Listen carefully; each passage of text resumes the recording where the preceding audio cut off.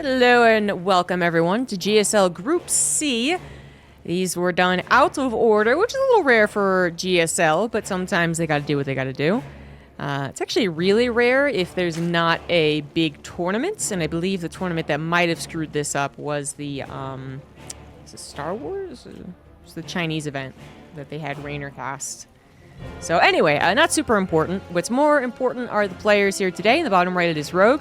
And at the top left of Oceanborn, it is Cure. So this is a pretty exciting group, as we have two old school players. I mean, every single person that's here is old school because everyone's been playing for 10 plus years. But this GSL Group C, it was Stars War. That's the difference.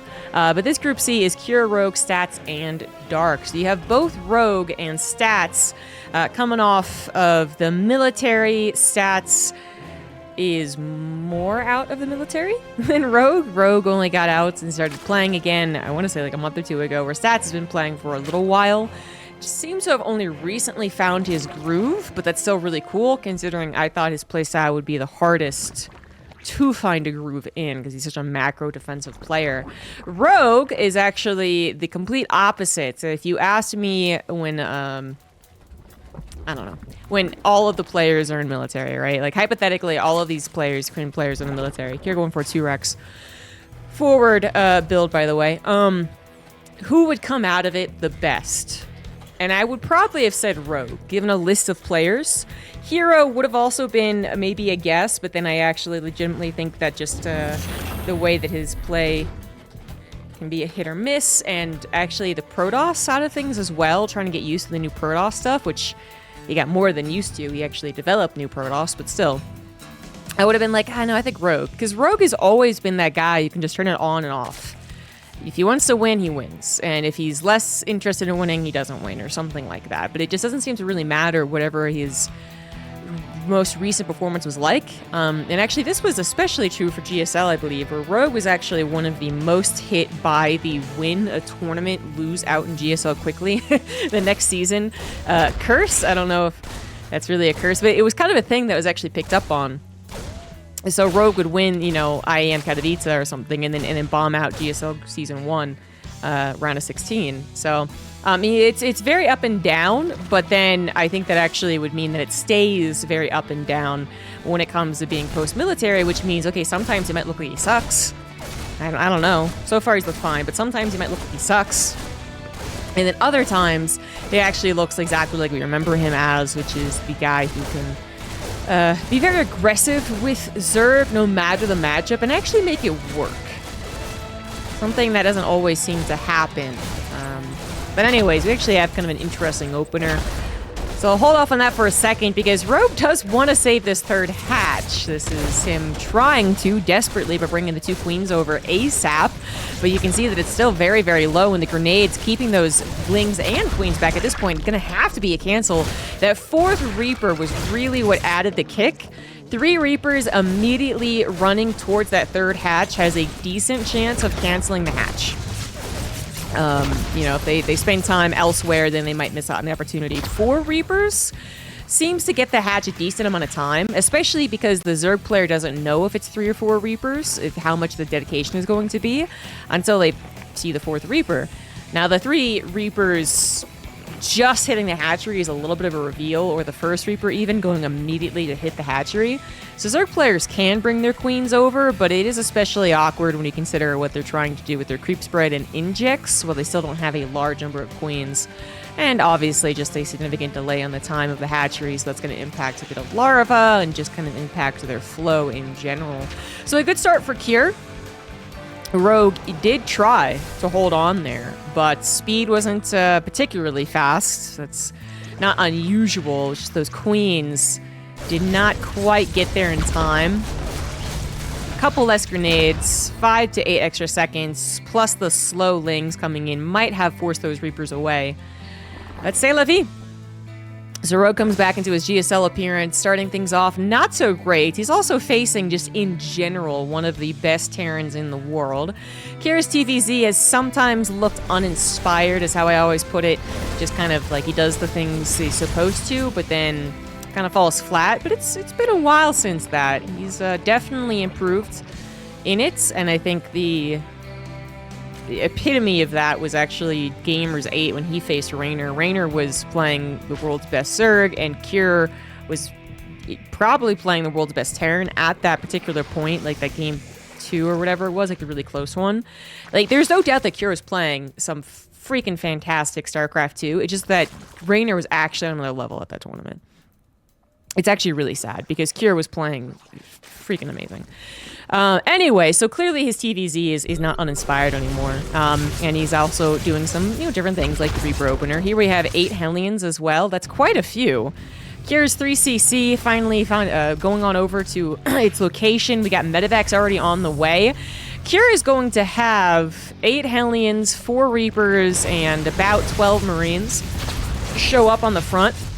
There is not an armory, and the engineering bays weren't particularly fast, so we do have Rogue with an advantage there. But that is still a lot of units, honestly. And that's what I'm worried about, is how many units are suddenly going to appear on Rogue's doorstep. Hellbats would have made this especially brutal. In fact, I think if there was a fast armory, I think Cure might have just won. There are no Banelings available, and that would have been a lot of units. And the Marines, they're just going to gun down those queens, get them out of the equation ASAP. But it isn't that. It isn't that. Maybe I'd be wrong anyway. Rogue going for very fast burrow. Absolutely love it. 4th base is on the way. Not yet covered by creep. The creep really not amazing, actually.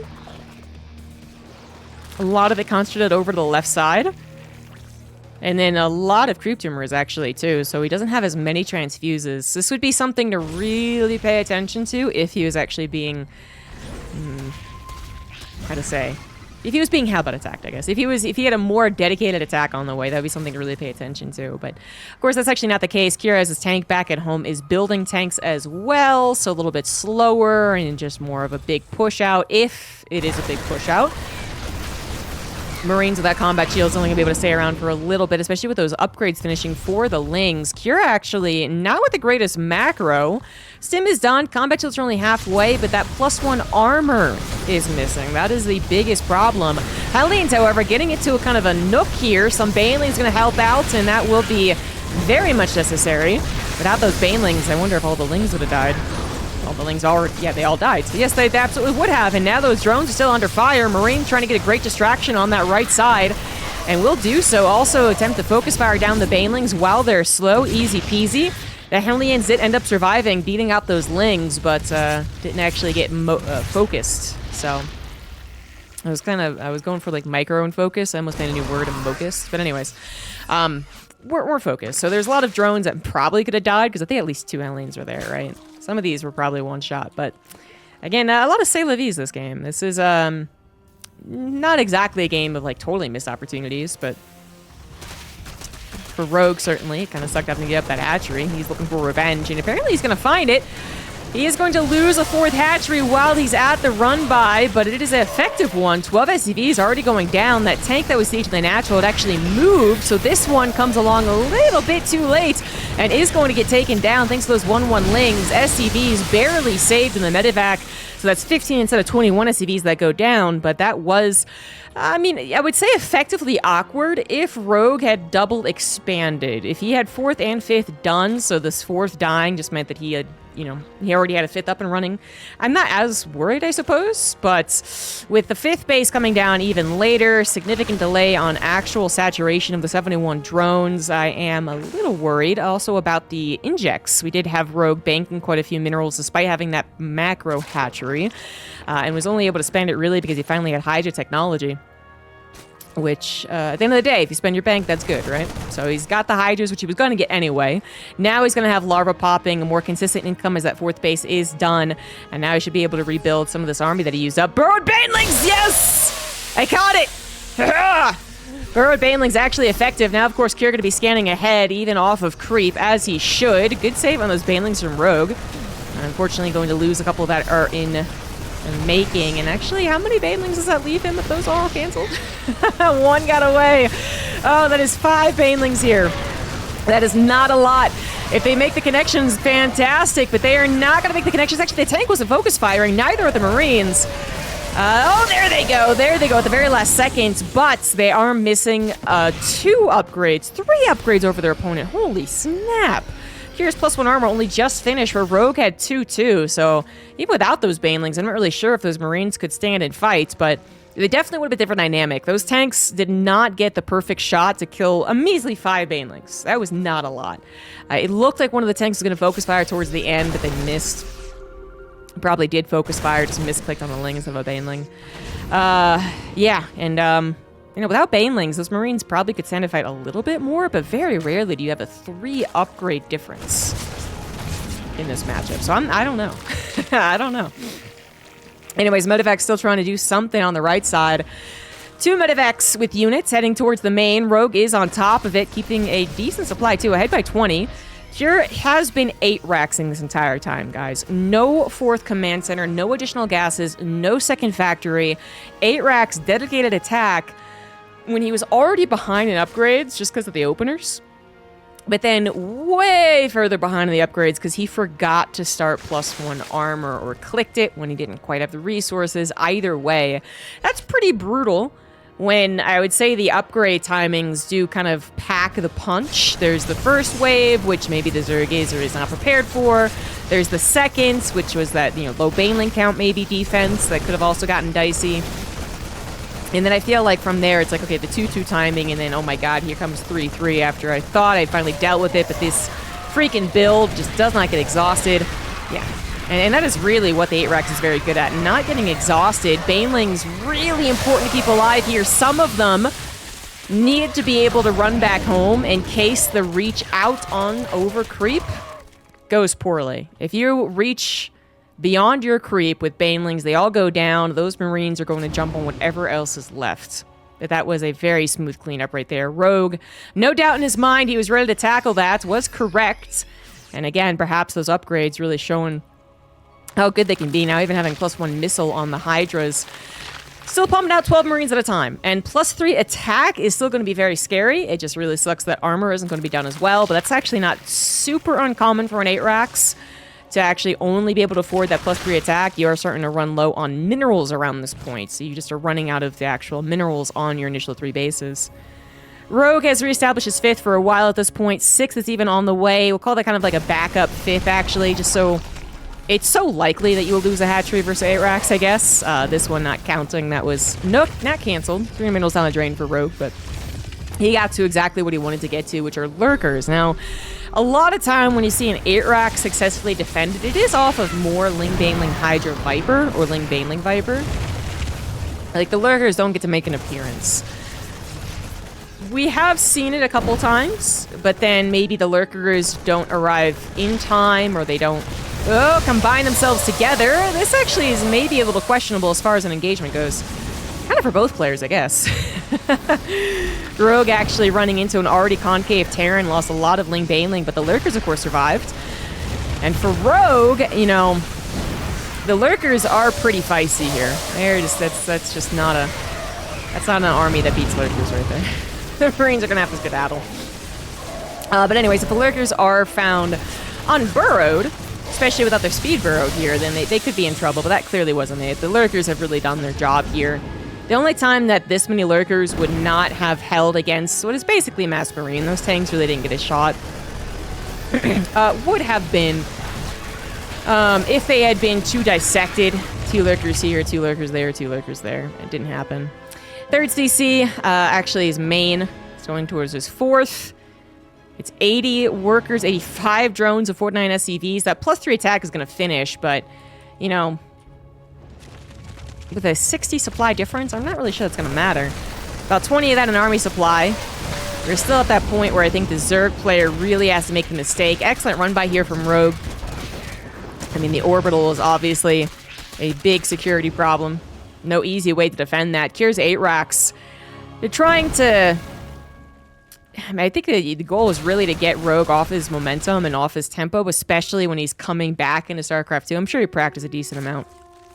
But still, it hasn't worked. You know, the canceled hatchery into the heavy Hellion pressure with simultaneous medevac drops into the 8-Rax. You know, perfect game. That actually sounds very intimidating, but this was not it. Despite that third hatch being successfully canceled, the rest of the battles didn't really ever seem to go exactly Cure's way. And Rogue with that backstab, I think actually did end up just gaining favor from it. That was actually one of Cure's best engagements yet, but that's, he was losing, so. GG, Rogue with the first game lead. And game number 2 is going to be on site Delta, bottom right Cure, top left Rogue. Rogue takes game number 1, defending against the 8 racks. His superior upgrades, I think, did play a part. I think they would have really shined if Rogue had lost all those banelings when I said it was possible that it could happen. Ooh, an actual 2-racks happening, by the way. Then I think the upgrades would have, you know, might have actually worked out. I don't know exactly, but 3 upgrade difference. Yikes. Yeah. So I think that was always going to be good for the mid and late game. The early game maybe kind of went to Cure because the canceled hatchery, but then the Hellions ended up doing nearly as much, and the 2-pronged attack attempt to distract didn't do anything either. And now Cure is going to really pile on the pressure. He just did a at-home 2-racks, which did result into a canceled hatchery, which is pretty good, but doesn't have any game-killing potential. The forward 2-racks, the proxy 2-racks, it has a little game-ending potential. I would say 9 times out of 10 it doesn't actually end the game, but it does strongly favor one person or the other by the time the 2-racks is finished.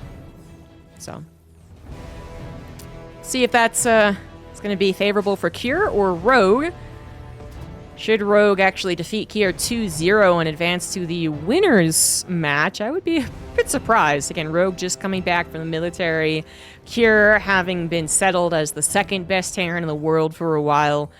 Certainly some arguments every now and again, but it's supposed to be a nicer matchup, I think, right now for Cure.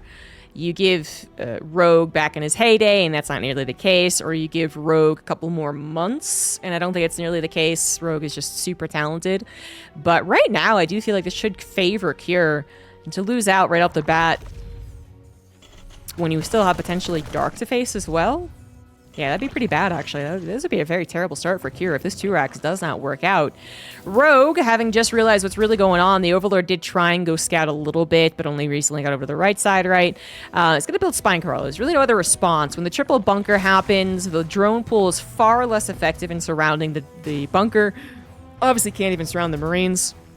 And chomping on these SCVs is, it's kind of a fruitless endeavor. The micro would be there for Cure. He's got nothing else to do but wait until his Marines pop out, you know? There's not much else macro that's going to be happening here. He will get a gas. He has gotten a gas, but a lot of dedication to the front, right? So a delayed gas even, making sure that he could afford Marines, 3 bunkers, as well as the third SCV. I just realized the third SCV had left. That wasn't a 3-racks, it was a 2-racks, as well as an orbital. So anyways, I would say this is effective. Rogue does have quite a few spine crawlers, all relatively healthy. Queen banking up energy for that transfuse as well. She will have one. One from the main did inject instead, so that won't have one. But I don't know if he can actually get enough lings. Rogue going to be supply blocked in 1 second. Does have an Overlord on the way, but this is already at the hatchery at 30%. Okay, has to transfuse the hatchery. But that's going down, baby. That's going down! Abundant ship!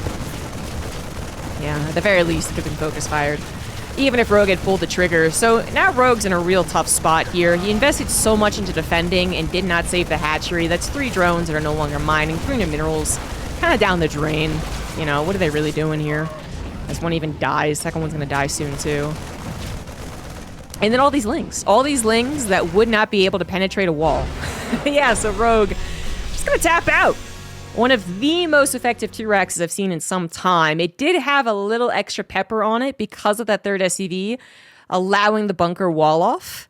That actually is really important, and I just completely slipped my mind that he didn't have a third SCV. He brought that along. And then Rogue did try and go for a particular type of defense, opposed to saying, okay, I'm going to abandon ship and go into Roach Ravager. We know that can extend the game at the very least a little longer, but Rogue tried, failed, and just tapped out, cut his losses. And just like that, we are tied up in this series. Top right of Alcyanide is Cure, bottom left it is Rogue. So Rogue doesn't successfully defend a 2-racks. What are you going to do? What's good? Well, yeah, it happens. I actually felt like Solar, I was trying to remember who it was. I actually felt like Solar had kind of subpar Proxy Rax defense, but he hasn't really been pushed all that much on it. He did not have to be pushed in the last group because he did, spoiler alert, lose it.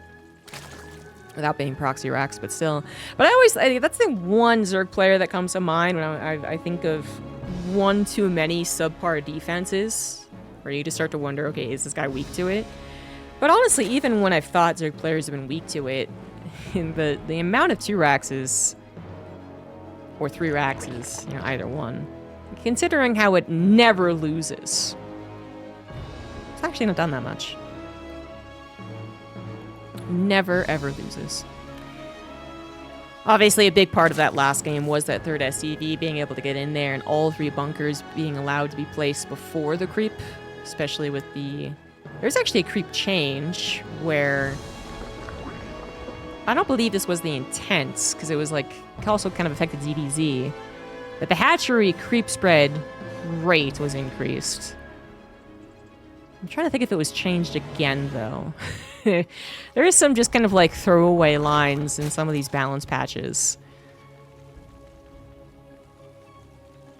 I don't remember. But anyways, one of those things is like, oh my god, does it make it so a 2-Rax can't bunker it anymore? And it doesn't actually, but I think it also depends on the size of the map.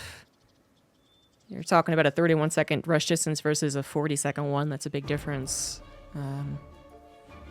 I'm overanalyzing, honestly, because a lot of it is just being able to throw off your opponent, being like, hey, I'm cheesing you, and you thought I was going to macro, and then going, oh, shit, you are. Wait, hold on, let me scramble. Okay, I didn't do it correctly. Like, it's a great momentum resetter, one that we've seen, I think, again, more in the past, back when that meme was first created, but it did exactly what it was meant to do, and Kier just goes back to the old-fashioned back at home for 2-Rax. Let's see again if he does add on that 4th Reaper. You got a little ways to go on this map to get over to your 3rd hatch. I mean, it's kind of normal, but it's still what we're looking at as far as the queens being brought over. Rogue needs to be wary that this is once again going to be that 4th Reaper. He doesn't know for a fact until just now that it was a 2-Rax opener, but seeing the 2nd Reaper, now he knows. But the Reapers have not dedicated to attacking the hatchery. I think that's basically the biggest difference. Rogue is going to still have to bring his main queen down and actually did not inject. So... I mean, missing something just because the Reapers have to be handled. You can't just ignore the Reapers because you assume that's not the serious part of the build. You know? 3 Reapers, 4 Reapers, 5 Reapers, all have to be handled. It's just that 3 generally don't go after a hatchery. And that's exactly what's happening here. 1 drone does finally fall. Again, these queens are missing injects. They're missing creep spread. It's a little annoying. It throws off the Zerg a wee bit, especially if they panic. I don't believe Rogue is panicked here. Now getting the creep spread down. I do actually want to pay attention to the creep spread, though. It's not something that I usually would. I'm not a very Zerg-focused commentator. I'm sure you guys have picked that up, as it's my least favorite race to play. But one thing that has been certainly picked up on in the last few years is just the actual usage of energy. I mean, it's always been a thing, but I guess it really got perfected. You don't even think about it anymore. As far as, that energy use. And so we actually see Cyril, for instance. You can actually see a very methodical creep spread where there's hardly ever a creep tumor that's not going to be... How to say? Like, there's hardly ever more than 1 creep tumor when it has to be. There you go. That's a better way to put it. There's very rarely more energy spent on creep than there has to be, which maximizes the amount of energy you have for transfuses in case of the oh shit moments. The oh my god, he's hellbent attacking me. Which Rogue, by the way, has 0 idea is what Kira's doing. So that could be what's happening. It's not. It's a 3cc into 211 with Hellions and a Liberator coming out first, not right into the medevacs. Marine number's not high enough, sim isn't done, so on and so forth. But yeah, Rogue, Baneling Nest coming down is going to play it pretty safe. You know, the Evolution Chambers came down pretty fast last game, gave him a boost, and then further boosted by Cure's Miss Macro. Exactly, Cyril's creep tumor efficient. I mean, that's the easiest way to put it. It kind of feels like Rogue actually might be a little less creep tumor efficient than some of his peers at this point. in the game, where maybe 2 years ago it was not as focused on, I guess. By the way, military lasts about 18 months, I want to say. So 2 years is like, it used to actually be 2 years. It used to be 3 years. It used to be longer, actually. We're going way back. But anyhow, it's just an easy way to say it. Regardless, you can still have those changes or the little perfections, or even simply people who didn't have the effort to be perfect put in. They will fall behind, obviously. But anyway, it's a very small point. It just seemed kind of egregious last game, but now, no, not so much. Just trying to get his creep tumors in a way that they're covering all the attack paths. Like over here maybe is too many. I would say it is, actually.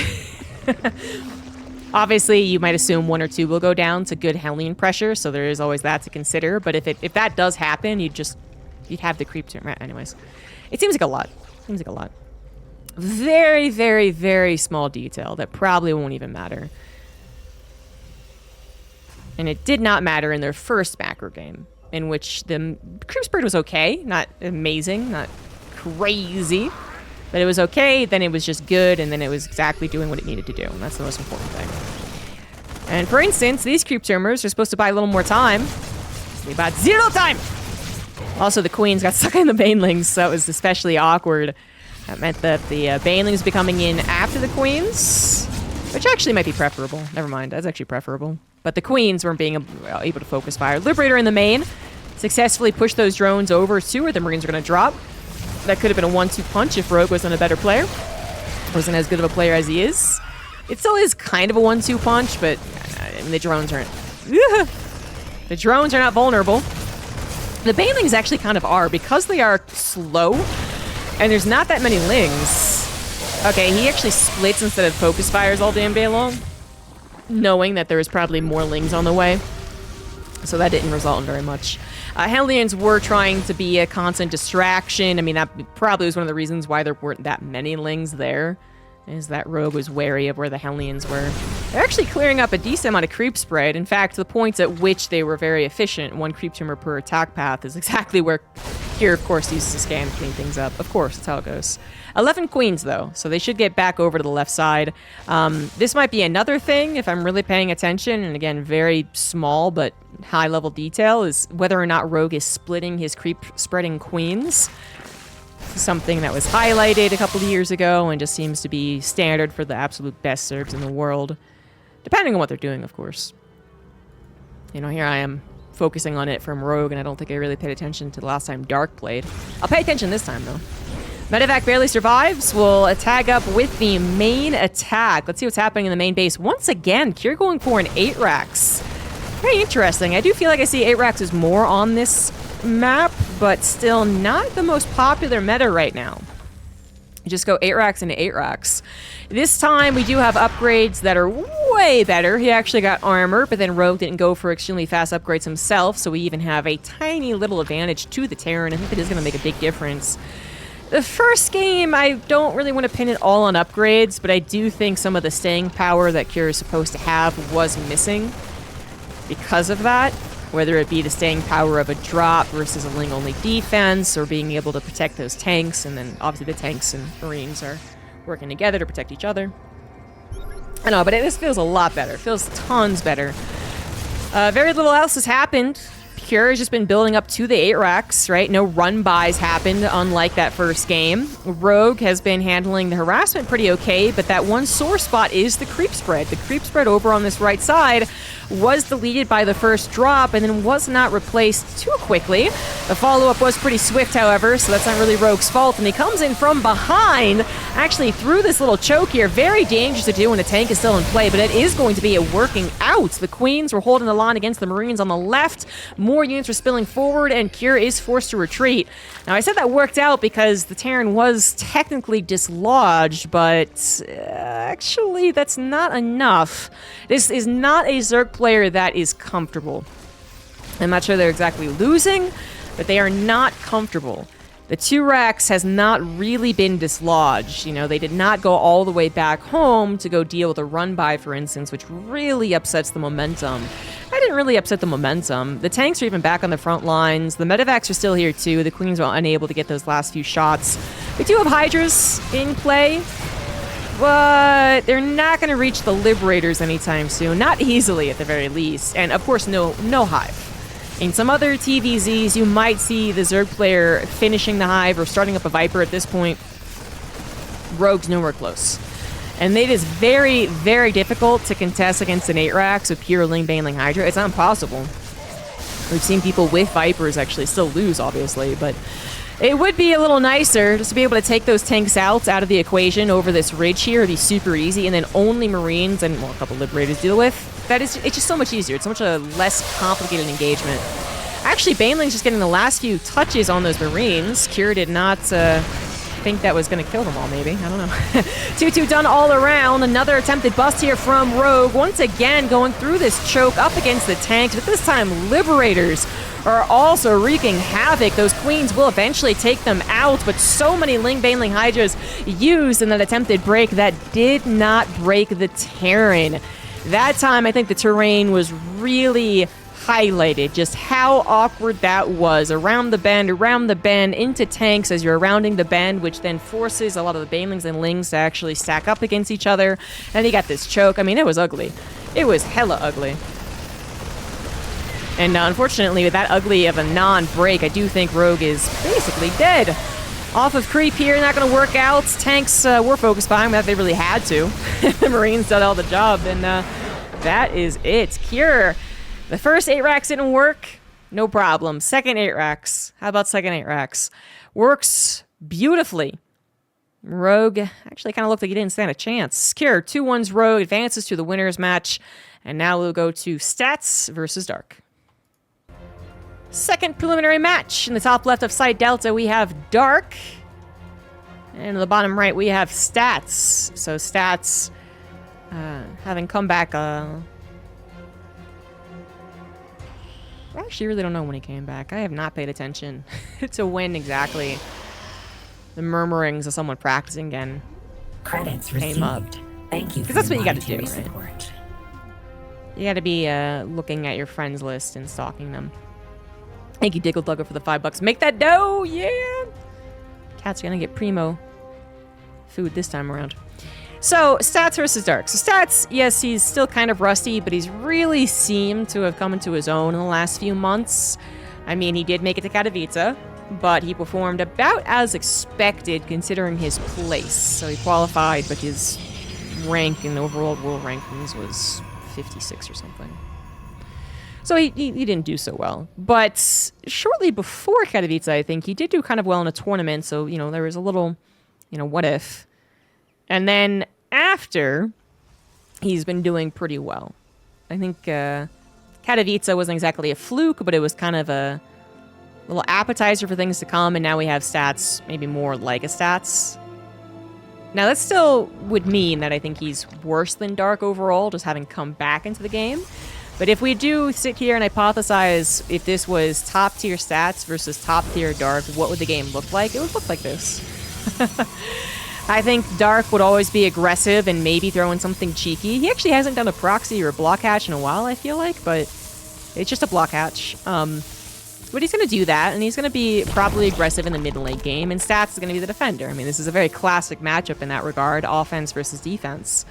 It's just that I do think that the aggressiveness from Dark tends to be more lethal. Yes, there's a lot of lethality to Dark that it doesn't exist for Stats, because Stats is usually so defensive. You know, he might, in a best of 5+ or something, go for an all-in or an aggressive build, but he's coming back as a normal Protoss defensive player, just like he was before he left. And Dark wanted to offset that. I mean, very quick, efficient response there from Stats. It's definitely something that's been done before. Stats will have a lot of practice against it. Dark gets a little more scouting and to be a little bit more of a butt. Yeah. But, you know, other than that, not too much of a difference. Does get the natural up. Third base coming along as well. No room for Overlords. A little supply blocked there. Actually could Extractor Trick. Which is exactly what he does. Hey!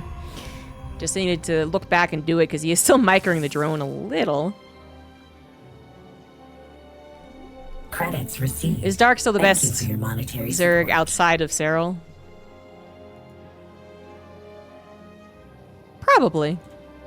Raynor has not been doing so hot recently, so probably. And then Rogue hasn't reached his perfect form again yet. Mr. Chaz with the $10. Thank you. ZGSL. Nice. So Stargate coming in here from stats. Dark is obviously getting a lot of scouting done. You just don't want to have that Adept come back home. Especially, I mean, if you're really intent on doing a double Adept pressure, and, you know, doubly so, you don't want the Adept to be wasting time in the main base. The double Adept pressure is really going quite poorly, however. Yeah, good focus fire there from Dark. Kills one of the two Adepts that entered into the main. That was a very aggressive shade. It was kind of on the backside, so I guess he was hoping he'd be able to micro a little bit more, but now the Adept shade's back in and is going to get one drone. Could have saved it. Definitely could save this one. Yep. So that's 2 drones in total killed by the Adepts. That's not really worth it. An okay number of Lings died as well. Lots of scouting, I will say that. The Adepts got right up in there and saw exactly what was going on in the main base and the natural. You'd still be, I think, very hesitant to say it's a macro game from Dark, but, like, so far, so good. Void Ray did come out first, which, you know, is actually kind of a thing again. I don't know, we've seen Protoss do this reliably. Game after game after game. On occasion, not always. So I'm not terribly surprised. It is always still, like, an interesting thing to see, because it is still more expensive than a Phoenix, and a lot of its main job boils down to doing a lot of what a Phoenix would do, which is kill overlords. The times in which, I don't know, you say, oh, thank God they had a Void Ray to help defend, it's quite low. Not non-existent. And there is always that feature to the Void Ray. Yeah, that Adept's not going to hold. Oh, okay, well, it could have died. It looks like Dark was favoring saving his Lings, as opposed to getting that one kill. Oracle number 2 is on the way, so you still have more of that direct scouting and harassment option. The Void Ray can get kind of close. Obviously, if you've just stacked your Overlords over to the side, this Void Ray is pretty freaking good, but most professional Zergs don't do that. Attempt to actually get into some little Adept Oracle pressure with the Void Ray addition is kind of cute, but oh, this is much more important. Yep, this, you know, I said it, you don't trust Dark to play a macro game. If you could get on top of every single base, maybe you'd start seeing some lacking drones, but that is the question. Can Stats get that information? Better yet, if he gets the Nidus Worm information. No, Shade is canceled! Oh, no. I don't know if it would have seen the Nidus Worm, though, honestly. Like, it might not have gotten up that ramp, but still, oh no. Stats has no idea this is happening. A cautionary shield battery at the 3rd does not tell us that he knows. He might be picking up on it. No, I don't think he is. Never mind. Nope, he's not. I mean, it was a decent amount of Lings, but, you know, it was a decent amount of Adepts, so he just figures the Lings are there to help out against the Adept, but there's way more where that came from. All the Queens suddenly on the front line. Adepts racing back home to try and defend against this. The shield battery not even going to finish, not canceled either. This seems pretty bad for Stats. Yeah. Pretty bad. You know what really sucks too is that Adept versus Queen is just the lamest matchup. They don't kill each other very quickly, but the Adepts just never kill the Queen is what it feels like. So those things, yeah, probably better off being in the natural. Gotta get up to 3rd base. Theoretically, if you do end up holding the natural, you could still be in the favorable position, especially if the Zerg player continues to over-dedicate to an attack that, you know, doesn't have a lot of promise when it comes to breaking a wall. They could easily make 20 more Lings, thinking they just a little more, and then they're behind, actually. Because eventually the army of the Protoss does get to a critical mass that can take on pure Ling Queen, no other upgrades. Like, eventually that will happen. And we are getting to that point. Dark's 3rd Nidus Worm is going to be denied here, with maybe an evacuation for the Queens. Or he actually thought he could keep it up and get those Hydras through there as well. That might actually be what he was thinking. Unfortunately, it looks like Stats underestimated the Queen Ling potential. He thought the Stalker number was getting high enough that +1 had finished as well, but actually needed a couple more Adepts or Zealots to clear that up. Queens will escape the 2nd Nidus Worm. We got some drones going down. The Oracles actually did not fly back. If they did, they're already back on the other side of the map. So now we have this question, which is like, did someone really, truly fall that far behind? Yes, but maybe not as catastrophic as you would think, having lost the third base after temporarily deciding to try and hold it. It's maybe not as bad as you would think. Like, there is a chance that Stats recovers. He's got +2 on the way, he's got charge, he's trying to rebuild his third Nexus. No cleanup on that creep is bothersome, but the Oracles will eventually come back. Now, the Oracle's coming back, the lack of scouting on what's happening on the front lines, Dark could be amassing another big army, which is what he's going to be doing here. I mean, Dark was able to get to a decent drone count behind the aggression, did not over-dedicate and just build 30 more Lings, thinking there's a chance I can win it right here, right now. If he got an Anitis in the main, well, that might have been the case, but he didn't. So, yeah. So Dark droned, got technology, is getting an upgrade, and I don't think he has to worry about the Stalker attack. Oh my god, he has so many queens, too. 10 queens. That is a decent number of Stalkers, though. This is where it gets a little sketchy. Got that upgrade on the Protoss and only 15... now 10 workers, army supply difference. You know, queens are gonna tank a lot of shots, but they're not gonna kill a lot of stalkers.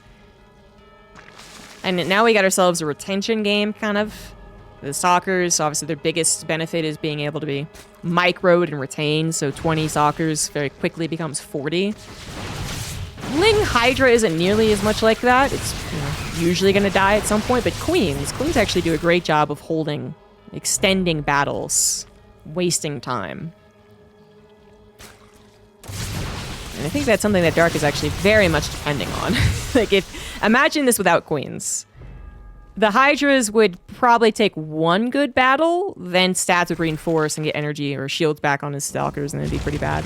But the queens did help, I think, a lot, safeguarding those Hydras, and then we had Lurkers being built. So we still have the Nidus Worm. Oh my god, that was extremely dangerous. What did he even target? A queen? I just didn't realize Lurkers had burrowed there. Oof! Ouch! See, now all these Stalkers are injured. A real gambit here from Dark. He just put basically his entire army into that Nidus Worm. Very close there, very close. Good job on the Zealots. They're going to be able to pick off a couple of Hydras now as well. Stalkers still remaining active. Really like that. Stats is not going to be a coward here and just admit defeat versus Dark, which a lot of people can pretty quickly be like, well, this is already too annoying. Let me just give up here. And then actually, the supplies really say that this game is still quite close. Now the main problem, I would say, is technology. Lurkers do still pose a big threat despite being layer Lurkers. They're not as impressive. Stats even taking an extended battle against what was only Hydras there for a second. I mean, he is trying his best, man. He really is. Zealots with +2, chopping down some Lings. Immortal, unfortunately, got surrounded, so cannot help versus the Lurkers, but we got an Observer over everything. Zealots even getting some swipes on the Lurkers, helping out just that littlest bit. One does go down. Stalkers could come in from behind, but they are actually stuck in limbo, currently not doing anything. Storms are being focused on instead, which is probably a good thing. The Storm is very, very vulnerable. The High Templar is still big on the defense, and Dark just simply does not have the supply here, guys. Actually, way overextended. Should have realized he didn't have the supply when the recall started coming in, and then maybe he could have escaped with a couple more Lurkers, but I think in general, Dark just doesn't have enough. We now have a supply lead for the Protoss. Stats with the defense into defense, and then just some really nice map control. Really good reads on the game here. I believe has won it. Dark basically doubled down on an all-in. You know, he certainly wasn't playing a 4-base, 85 drone, infestation pit, hive game. That's for sure. So let's say he doubled down on the all-in, and the second one was much worse. And this is where we say, well, it's not really an all-in. You know, he has something to work with. And he does have something to work with, but it's really not great. Yeah, it's just not great. Like, the Stalkers are so mobile. They could probably still be trying to get on the map. I guess that +1 melee finishing and now +2 melee finishing probably has scared Stats from being too aggressive with the Stalkers. Thank you, Up a Tree, for that raid. Okay, no, so he is going to get back to it. It's really the only form of map pressure you have, even if you still have the Oracles. I mean, what else are they really going to do? And while its biggest threat is getting surrounded by Lings, you can't not do something with them, it feels like.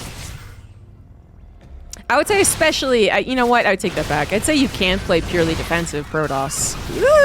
Stats would know. But when you have successfully deflected a lair-based lurker push, the creep spread has ever gotten very extended, the drone count must have been lower. I mean, I think it's just right to play a little bit more in that counter pressure, isn't it? If you did just wait and defend up until you're maxed out, that would give Dark a lot of time to recover. Now Dark has to worry about this. Now, the Stalker Ball itself is not going to win this battle. It's got to skedaddle, but the rest of the army is coming up here. In fact, a lot of Stalkers actually do go down. Maybe overstayed the welcome over on that left side, but we got this other army here, the non-Stalker army. That is better anyway. It does suck with so many Stalkers. +2 melee. It's definitely helped out. Equal upgrades right now with +1 missile on the way for the Hydras. Hive finally finishing up here. Dark, you know, when he was down in supply, I felt like he was going to die. Like right then and there. Somehow manages to scrape up enough economy to get to a decent army, but keep in mind what the Protoss army looks like, guys. The quality is really on the side of the Protoss. Archon, Storm, Immortal, Charge Lot. It's pretty crazy. Even if lurkers were out, this is a pretty good lurker busting army. Good dodge and micro from the Hydras so far. You know, they're trying their best. But they got to just be continuously running away. And if they try and take the battle, that's when all these storms do come down. Now, do we have enough storms? Couple more still on that one High Templar. Big reinforcement, actually. Very important reinforcement. That blocked the Hydras from jumping on top of the Warp Prism. But I'm not sure Stats needed that Warp Prism. It seemed like his army was doing good enough on its own after the Zealot Warp in, that he does take game 1 victory. Stats really back into form at this point. That looks more like a classic matchup between the two. And if, you know, if I'm saying that Dark and Stats are both at their ultimate power level, I actually would have given Stats the victory. Like if this was BlizzCon 2018, then I actually would favor Stats, but I gave him less credit due to his still kind of rustiness. Didn't really look rusty there. So game number 2 is going to be on Oceanborn. Top left, we have Stats. Bottom right, it is Dark. And Dark tried to really back-to-back all-ins. All-in is not a good term to be, I guess, pedantic about when it comes to StarCraft 2. You never really put all your chips on the table. But the idea being that you have to do a more than moderate amount of damage to make it effective. That's what we mean. And I think Dark did on his first attack. I think the Ling attack was good enough. It was definitely one of those hard to piece together things, just the way that it works. The probes lived. Stats still had 51 probes on 2 bases. He was able to build kind of an army. Almost threw it away, but you know, he did. And the third Nexus wasn't further delayed, which I think is really important too. He got it up and running on that other third. It was the second dedicated attack from Dark when he still had his economy kind of low and going into a Hydra Lurker bust that was, I think, not good enough. And that was a lot to do with the way Stats was controlling the map, buying time, exhausting resources. I think really a moment that I should really highlight, and have highlighted more in that game, were the Zealots killing the Nidus Worm. I think if that Nidus Worm was allowed to pump out all of the units that Stats had, or that Dark had, I think Stats is in a lot of trouble. That was still before he had a couple more warp-ins, and that would have been right up to his natural, so the positioning of his army would have been really awkward. So I think that was actually the pivotal, the most defining moment, was when those Zealots killed the Nidus Worm after only 3 Hydras popped out. If Queens were in there and transfused, way different story. But not to pin it all on that, just because I do think that Stats deserves some credit for the way that he was able to play that game with defense in mind, but then he never plays cowardly, and this is one of those big things that Stats was very good at back in the day. Yes, his defense was superb, so you'd see times when there'd be 5 pronged attacks, and he would deflect all of them, and you'd just sit there and go, yeah, okay. Sure. But then I think what's really important about being a high-level Protoss is the ability to stay confident in the face of adversity. So you don't just say, well, my army's good and I can stay back at home and defend on my shield batteries and cannons. You actually get out there a little bit. You got the War Prism flying around. If you're doing one type of battle, you're getting the Stalkers to run around. If you're doing another type of composition, you're getting the big death ball that you did wait a while to create to at least present itself and force the Zerg to go, ah! It's those things that I think really make for an impressive Protoss, because map control kind of isn't their favor. You know, the creep spread they're going up against, the speedlings they're going up against, those are more likely to be active on the map doing stuff and actually getting kills. They're just scarier, in my opinion. But the best Protosses, even with very limited map vision and very limited information on the game itself, have really good reads just by practice and talent. They can kind of feel out a weird game, and they can know that, hey, I need to be on the map, I need to do this, but I also need to be very careful about that.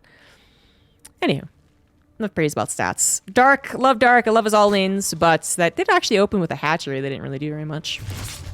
I was not very impressed with the second dedicated attack. The Ling's totally fine. Oh, this Oracle! Whew, lives, we're good. What was I saying? Yeah, Dark's second dedicated attack, I actually started to get really not impressed with. I mean, when he didn't back away with that recall, I was like, oh, really? But you know what? It's very possible that Dark realized he was already losing at that point. I mean, there's definitely times where I think that Dark resigns himself for 5 seconds and then goes, you know what? No, I'm going to try. I swear we've seen that. We've seen that in his camera where he'd kind of like sit back and then go, you know what? All right, let's do this. Or you'd see it in the game when he has like 1,000 banking for no reason, but then suddenly he pops it all out and actually gets his infestation bit, gets his hive, tries to play the game out. Like we even saw that kind of in the last game when there was this like delay after his battle went super poorly and he said, okay, you know, I'll try macro, I guess. So that's probably more so why that went so poorly towards the very tail end of it, but it was already less than good thanks to the Night's from kill. Once again, that Stargate opener, but no Void Ray, right? Into the 3 Oracles, which have so far not done very much. Then we have Twilight Council and Forge on the way. A couple extra gateways is very normal. Oracle's looking around for more information. Certainly, stats could have done with less heart palpitations from when he realized he was being Ling all-in. And to go ahead and scout that, that'd be great. Adepts do get into the natural little choke here that is quite annoying. The Ling's really useless against this. Oracle's also swooped in to kill a couple extra drones and will once again survive. Stats getting a little lucky right there. Nidus Swarm attempt number 2. Really? I mean, Dark was on a lower drone count, but, you know, now very low because of the 6 drones being killed. No Evolution Chamber, no Roach Warren, just that lair having been set up, which I don't believe Stats has actually scouted. He has not. Ow, doing the same thing again. I mean, it was effective. I just spent the last 3 minutes talking about how I thought the first attack was a good idea from Dark. It was the Hydra Lurker follow-up that failed to complete the mission. Alright, alright. I mean, Stats actually looks less well-equipped to deal with this. The Adepts aren't anywhere close to home. There weren't as many Adepts either. 4 of them have died and didn't make any more. He was making Stalkers because he was getting a Blink. And Stalkers with Blink are great. Especially when there's a decent number of them and the shield battery's done. That's not what's happening here. The shield battery's not done yet again. The Adepts aren't even trying to hold, which is probably fine. I mean, what we have is Stats abandoning ship a lot faster, which is probably correct. You know, he ended up winning that last game after a bit of attempted defense at the 3rd. That, you know, hindsight 2020 was probably not worth it. Okay, well, then he makes that mistake. He actually made the same mistake last game. He pushes out with 2 Q Stalkers, gets surrounded, loses 1 Stalker. Fortunately, the shield battery overcharge will save the rest.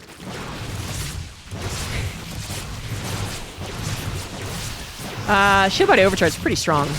Now it's going to dissipate, though. But the Stalker number now is pretty strong. And Blink and +1 are finishing, and this is what really supercharges Stalkers. They're going to get really, really, really, really good. And Dark should also be very wary of that. Clearly, this guy's been building Stalkers the entire time. Clearly, he's going into Blink. He's clicking on the Stalkers, seeing that +1 is done, and really that would usually time up with Blink, so you would know. And as a professional Zerg, he probably also has the timing in his head as well. So he knows. This time he does get out, pretty appropriately. Tries to transfer elsewhere just to continue that creep spread. I do like that. There's kind of no reason not to. Ice Worm's somewhat cheap. He did cut his economy to do this once again. But, Night Worm's still somewhat cheap. Still worth it to do this. This is something that Stats could even not know about until he tries to take the fourth. No, never mind. That creep spread's definitely apparent. In my defense, if this creep tumor wasn't there, then maybe those stalkers wouldn't have seen that. But regardless, Stats is not about the defense. He is going to go for the counterattack. Now, the last game's counterattack had some potential. The queen number was, I think, one of the big reasons why it did not snowball. Again, they are great at buying time, and there's 12 of them. He's pulled everything forward, which means he is missing injects, and he's still mostly Ling-based. Hiders are on the way. Lings try and get a wraparound. It's an excellent idea. The numbers are not there. Absolutely freaking not. The Stalker Micro is kind of even easy just because Queen DPS is so bad. You can very visibly see what Stalker needs to be micro back. And that was not the defense. Again, positioning, actually great. Ling's coming from behind. That's perfect. Stopping that stasis trap. That's great. But very clearly, there were not enough units. Dark not going to get to that defense that he got last time to actually get into the lurkers, which I believe are once again his plan here. Creep spread on the other side of the map, bearing no impact on this game. And Dark is going to get O2'd. I won't say needlessly aggressive. I don't think that's true. I also don't think that it's like, oh, why would you do this versus the best defensive player in the world? I think Stats has to re-earn that title. But it definitely did not work. Stats 2-0 will now face Cure in the winner's match. We are now in the winner's match. In the bottom right, we have Stats. And in the top left of Oceanborn, it is Cure. So Cure, narrowly avoiding defeat from Rogue, actually. 2 racks proxy brought him back with a momentum, and then he finally got a good 8 racks going. For game 3, Stats with no trouble whatsoever against his opponent. Now they both are in a new matchup, TVP, and this is where Cure should 100% win. Rogue could not play StarCraft for 10 years, and if he came back to play in a professional tournament, I'd always give him a little side eye. And be like, well, are you just going to come in and win? Ruin everyone's idea of who they are and how much practice is worth? So I always give him a chance. But Dark versus Stats, I feel like was supposed to be 2-1. And if it wasn't 0-2, I think it would be Dark's favor. So that was a big surprise to me. Stats just continuing to cement his place in StarCraft 2 after coming back from the military. Again, he started off not great. I thought he'd have the most struggle coming back into his form. He didn't do well at Katowice, but then started to show some results around that time, and then has shown better and better and more consistent results since that point, which is excellent. I really was very afraid that Stats would come back like a Tasia would, which is kind of try every now and again. It's actually very confusing what Tasia did. But come back every now and again, maybe have one tournament where he looks good, and then just not be able to keep those results. Tasia was so weird, man. He had one home story cup, and he was like, all right, peace, I'm out. Factory Expand here from Cure, who is the best PvP player in the world. So my judgment of the other 2 matches ended up being a little off, but not too bad, I guess. My judgment on this one is 100%, no problem. I'd bet $1 million that Cure would win. Fortunately, I don't have $1 million to bet. I think it'd be very not responsible about that. But I would believe Cure wins. Cure's win rate in this matchup is still insanely high. And again, Stats is not the type of Protoss player to really throw a wrench into things. So if he is playing his optimal defensive Protoss at the level that he did when he was a champion, I have no qualms with that. But if he's not, then not being able to have that little threat, or a lot of threat like a Rogue does, I think does hurt you. There's even some discussion on whether it hurts you if you were the top of your class, but it's a whole nother discussion. Point is, Stats is still under my eye anyway. I am very much just like, honing right in on there. He is gonna feel the pressure. If it was possible, I would be standing over his shoulder, eyeing him the entire time he's playing this game. But it's not. But I'm looking at him and what he can do here versus the world's best TVPer. He's going for a Twilight Council opener, pretty normal. Cure has gone for that factory expand into a very non-committal, non-aggressive Widowmine drop. It's actually been so long since I've done a Widowmine drop. This is a weird revelation for me. And I guess still a decent amount of TVPs, even though I took a break. Yeah, it's been a long time since I've seen a Widowmine drop. So many other openers are so much more in vogue.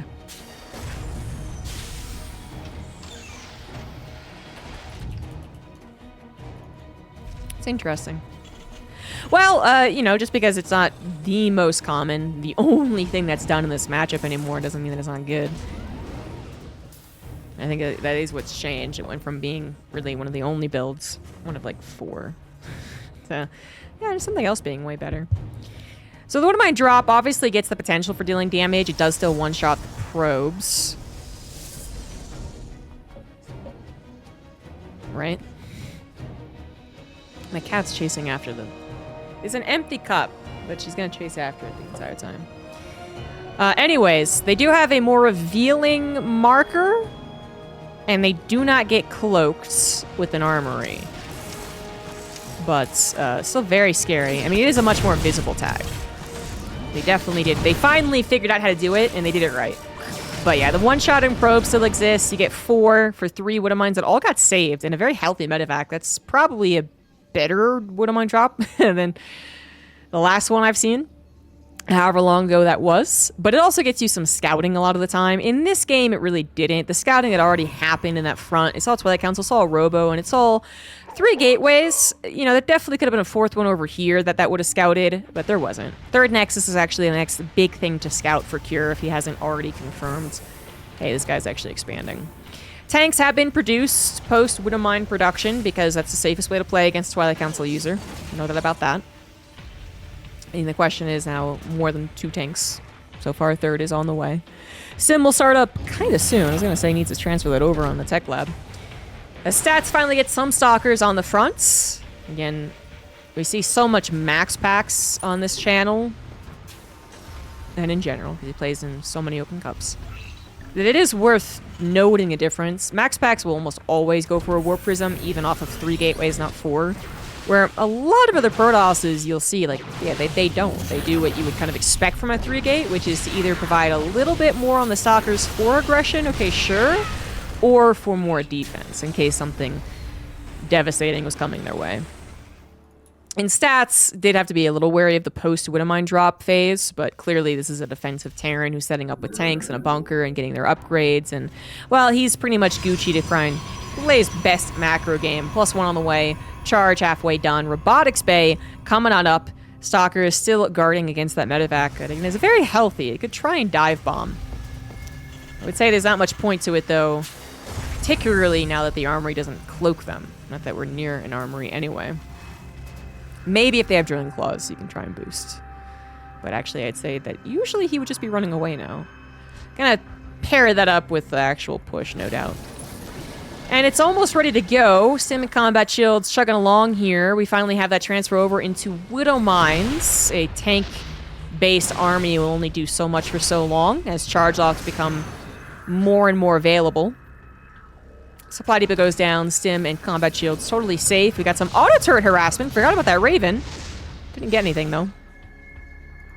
That Raven does not have Interference Matrix. Just double checking on that one. So more auto turret harassment in the natural. Medevac to still be worried about in the main. And then where is the main Terran attack coming? It could very easily be towards the 3rd. That would not be surprising at all. It's actually going over the right side, though, and I'm not sure the Observer has picked up on it. Okay, it must have. Yeah, it must have seen him moving over to the right side. Stats is going to meet them. He's got some force fields and a Colossus. At the very least, if he can get tank sieged up, that's a little bit more time bought. Before the Raven change, this would be a do-or-die situation, honestly. There's no interference magic, so we're good. This is not going to go super well for Stats, but for him, it's not really like anything can go super well until the very last second. So that's a difficult game that the Protoss have to play.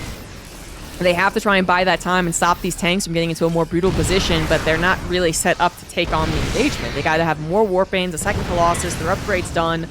Ideally, they're also backed up to a shield battery, but that's not gonna happen here. Well, kind of, actually. A couple probes go down as a gas geyser. It's eliminated. Second Colossus is almost out. Fourth base is on the way. You gotta take this in stride, not totally panic and over-dedicate and think you gotta dislodge it. Is it annoying? Yes. Is it doing some damage? Yes. Is it going to kill you? Most likely not. This Marauder's just tanked so many shots. So the worst thing you could do is hyper-focus on this and then just forget to do everything else. Which Stats is not doing. Starts up +2, a second Forge as well. More Stalkers. We are preparing to defend against this drop, which I don't think Stats saw. He might have had a pylon or a probe over there, actually. I'm going to assume this is a very, very good response. A very appropriate response as well. Good number of Stalkers and Zealots. Without leaving his natural 2 undefended. So good stuff there from Stats. Fourth base will get up and running within a couple of seconds. Cure will have 1/1 upgrades to overpower his opponents. But with double Forge up and running now for Stats, that's going to change pretty quickly. Second Robo as well. I mean, Stats playing pretty primo Protoss here. Cure has not had a really great moment in this game, but here's the thing about Cure, is that even though he might be the best TVP player in the world, or second best, probably 1 or 2, yeah, he doesn't do it in a way that makes it look like he's just undeniably the best. He does it actually in a way that, you know, is maybe not even impressive game to game to game, but then you look at his overall win rate and you're like, oh, damn, okay, never mind. So even though I'm actually more impressed with how Stats has been deflecting everything, I mean, no one's done anything wrong, I would say. Oh, the Wood in My Drop never tried to do anything, which is maybe the one thing that could have been improved on there. That could have, again, boosted over the Stalkers or tried to boost over to the 3rd even, or the 4th, now that that's up and running. It's very possible Cure's forgotten about it. So maybe that's the only wrong thing that's been done here. That is a lot of Zealots. 29 Zealots, Jesus. So actually not the most impressive army. I'd say what Cure has against that is very good. He's got an anti-armor missile, an EMP, and still a feisty number of Marines. Marines are what kill the Zealots somewhat quickly. Mass Marauder does not. Sometimes that can be a troubling point for a Terran player who dedicates to, let's say, 20 Marauders and then only 10 Marines. But it's a good balance right now. In terms of who would win a direct battle, I think it depends on who starts it. Oh, tanks are also going to be sieged up, so Stats cannot take this on as of yet, but I like what he's doing, actually. He's got 2 Robo, but not going to bother with a Warp Prism, which I do think a Warp Prism is very much good just to harass and show. I'll always be on that side of things, but as far as reinforcing, I would actually say a lot of times the Warp Prism would rather not be the one that reinforces, because it does want to distract and go for the drop into the main. So a Proxy Gateway, when you got the time, why not? Even in a level-minute game here. It's a little awkward. We have the Protoss coming in on the backside. Not actually super devastating. Yeah, I would say that's way more devastating. Yep. Zealots being allowed to charge forward. That's what's really scary there. The Disruptor is going to try and cut off the Terran from answering to the Zealots. That did not really work out. Love the idea. But Cure only losing a small fraction of his army to the Disruptor. 14 SCVs do go down. That's actually not the worst. Cure's on 4 bases, building a 5th, even though it's been temporarily paused. And that was a decent amount of Zealots. That's 36 Zealots killed in this game. He had 24 of that attack, right? And only like 6 got recalled out. Some math had to be happening there. It did not favor the Protoss necessarily. Anywho, anti-armor missile, as we do size up a potential engagement. The tanks will be taken out of the equation very quickly with the Zealots. But I don't think Stats knows about the tanks. It's actually really quite clever. All right, now he knows, obviously. Yeah, the tanks did not get revealed there. Bit of a bunched up Terran force. Upgrades only just now completing as well, but there we go. Upgrades done. Anti-armor missile and Disruptor's not getting a shot. The last one got a shot. There's still a decent amount of bio left over. The Vikings doing work on the Colossus. Up we go. Whee! And the Terran army is doing pretty well. Emergency Zealots do get warped in, however. More reinforcements from the Terran also come through, and this is a battle that Cure is 100% winning. Emergency Zealots, great at buying a little bit of time, but when there's enough of a Terran army, you're just throwing away money. Here is looking for the killing blow, but Disruptors are excellent at stopping that from happening. +3 almost about to be finished for the Protoss as well. Vikings have landed, and they add quite a kick.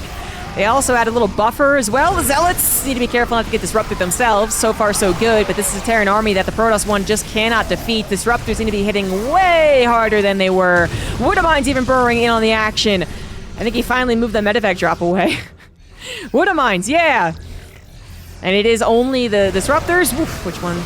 It's a decent hit there that is keeping Stats alive. But he is alive, and that's what's most important. Stalkers aggressively blink forward after a couple of ghosts, after the medevacs as well. Upgrades currently even, shall we say, 3-1 versus 2-2. And it looks like Stats, with his really strong economy, he's been on 5 bases for a while. The 5th not really mining, but still. His 4 bases have been powering up here, making sure he always has a really sizable Zealot warp in to, again, at least buy time. The Terran has to at least micro against the Zealots. They cannot just sit there. Even if they have Woodamines, and then Woodamines splash back, right? So, Stats has been able to play that very much emergency mode Protoss fairly well. Now he can probably start to more so perfect his army. So, get maxed out with his Stalkers and Disruptors, and then use the Zealots probably more for run buying. And then actually part of the direct battle, or getting us around. That's always ideal. 23 Zealots, again. Going up to a 30. He's also continuing to expand, however. Also, the gas, not particularly high for our Protoss player here. So many Zealots have been made in this game. It's been way more in the minerals. Oh my good lord. 88 Zealots have died. And there are 29 more in play. Good God. That is a very... Well, that was a comparatively cheap Protoss army. It's only so cheap, I guess. EMP is kind of wasted there, honestly. He's still got a lot more, but he just can't break through this choke against the Disruptors! Oh my god, and if you try, it's a freaking disaster! Oh, I know why Kure tried what he tried. We'll get into that in a second, because actually he's starting to turn around. Kure might have gotten bopped by that first Disruptor shot, but is actually really... Well, is he winning the battle? Very, very close. Very close. So that was actually a very interesting battle. Kure, I think, wanted to try and set up both attacks at the same time, from this ramp and this ramp, leading to some confusion about the Disruptor shots, but kind of mistimed it. But his Marauders were on the Disruptors, killing a lot of them, while the rest of the Bio army contested with the Zealot Stalker. Oh god, that's going to be a good Disruptor shot. Kind of mitigates the damage to an extent. Disruptor numbers are getting really low. One more goes down now that Liberators have joined in as well. Now Stats really has to prioritize being on the map. I mean, this isn't just about trying to strike when the iron's hot. Like, he's got to stop these Liberators from getting sieged up on his base, and he is going to just go ahead and send it. It's working out so far. Zealots have to be microed against, leaving the Liberators open for the Stalkers to take down. Now Medivac's also starting to fall. This is as the Terran army has 3-3, however, so it's just a matter of time for all these Zealots to dissipate. A couple of EMPs would have worked wonders, but the ghosts had been depleted in the earlier battle. And that's why those Zealots were able to last as long as they did. No EMP on them, or if there was, it wasn't on all of them. And then no Woodamines. Kure's Am I Screwed scan goes down on this base over to the left. That means that he probably knows the rest of the bases have been taken. He's played enough TVPs. Oh, he actually knows about these bases. And he knows about this one, kind of. Yeah. So, he knows he's in a pickle, but that was... If there was a base mining at that location, it's probably a tap-out time. This might be a tap-out time. Stats' army overpowering Kure's. No medevacs for the re-healing here. No Vikings as the Colossus come out as a surprise. And without a very healthy Marauder army, the Colossus will do the trick. Stats, a little 1-2 punch there. After a lot of back and forth, not really 1-2 punch. It was a lot of back and forth. There was a lot of jabs. Tons of jabs. But the real haymaker was the development of those Colossus. Kure thought he had at least a moment to breathe. He'd still be dodging and weaving away from Disruptor shots, trying to micro against those Zealots. And then Colossus show up too. So game 2 will be on Site Delta. Now up 1, it is Stats. And on the top left, we do have Kure.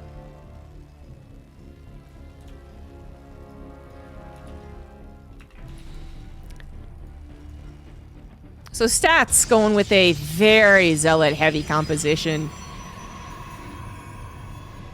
Almost drops the ball, but that, I think, is very normal in TVP, actually. When the Protoss is transitioning compositions, it can be a dangerous moment for them. So their Colossus have now been killed or basically defunct because the Viking count's so high. They haven't added in a lot of disruptors. That is a particularly weak point, and stats was at a very scary supply. But the Zealots held strong. Way to go, Zealots. And the disruptors came out in the nick of time every single time. And Kier got one of his really great engagements, but really just one.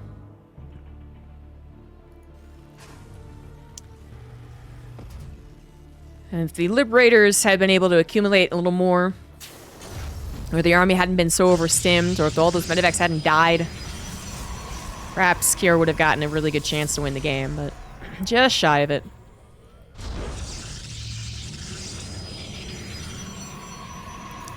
See if stats can repeat. Still give Kier the overall best of 3. One Rax expand from Kier. Stats with that Nexus coming down after Gateway. Scouting around for a little proxy, because certainly Kier can do a proxy or two. I still put Kier in the macro guy territory, but I do recall a couple of cheeky attacks from him. He definitely does the proxy Marauder versus Protoss. He's done lifted barracks into the Protoss base, into proxy Marauder actually as well. He's definitely done Hellion drops, because every Terran has. I mean, it is the nature of the matchup. The Terran does feel necessity to be a little, what's the word? Versatile. You know, have a lot of different build orders, including some cheeses.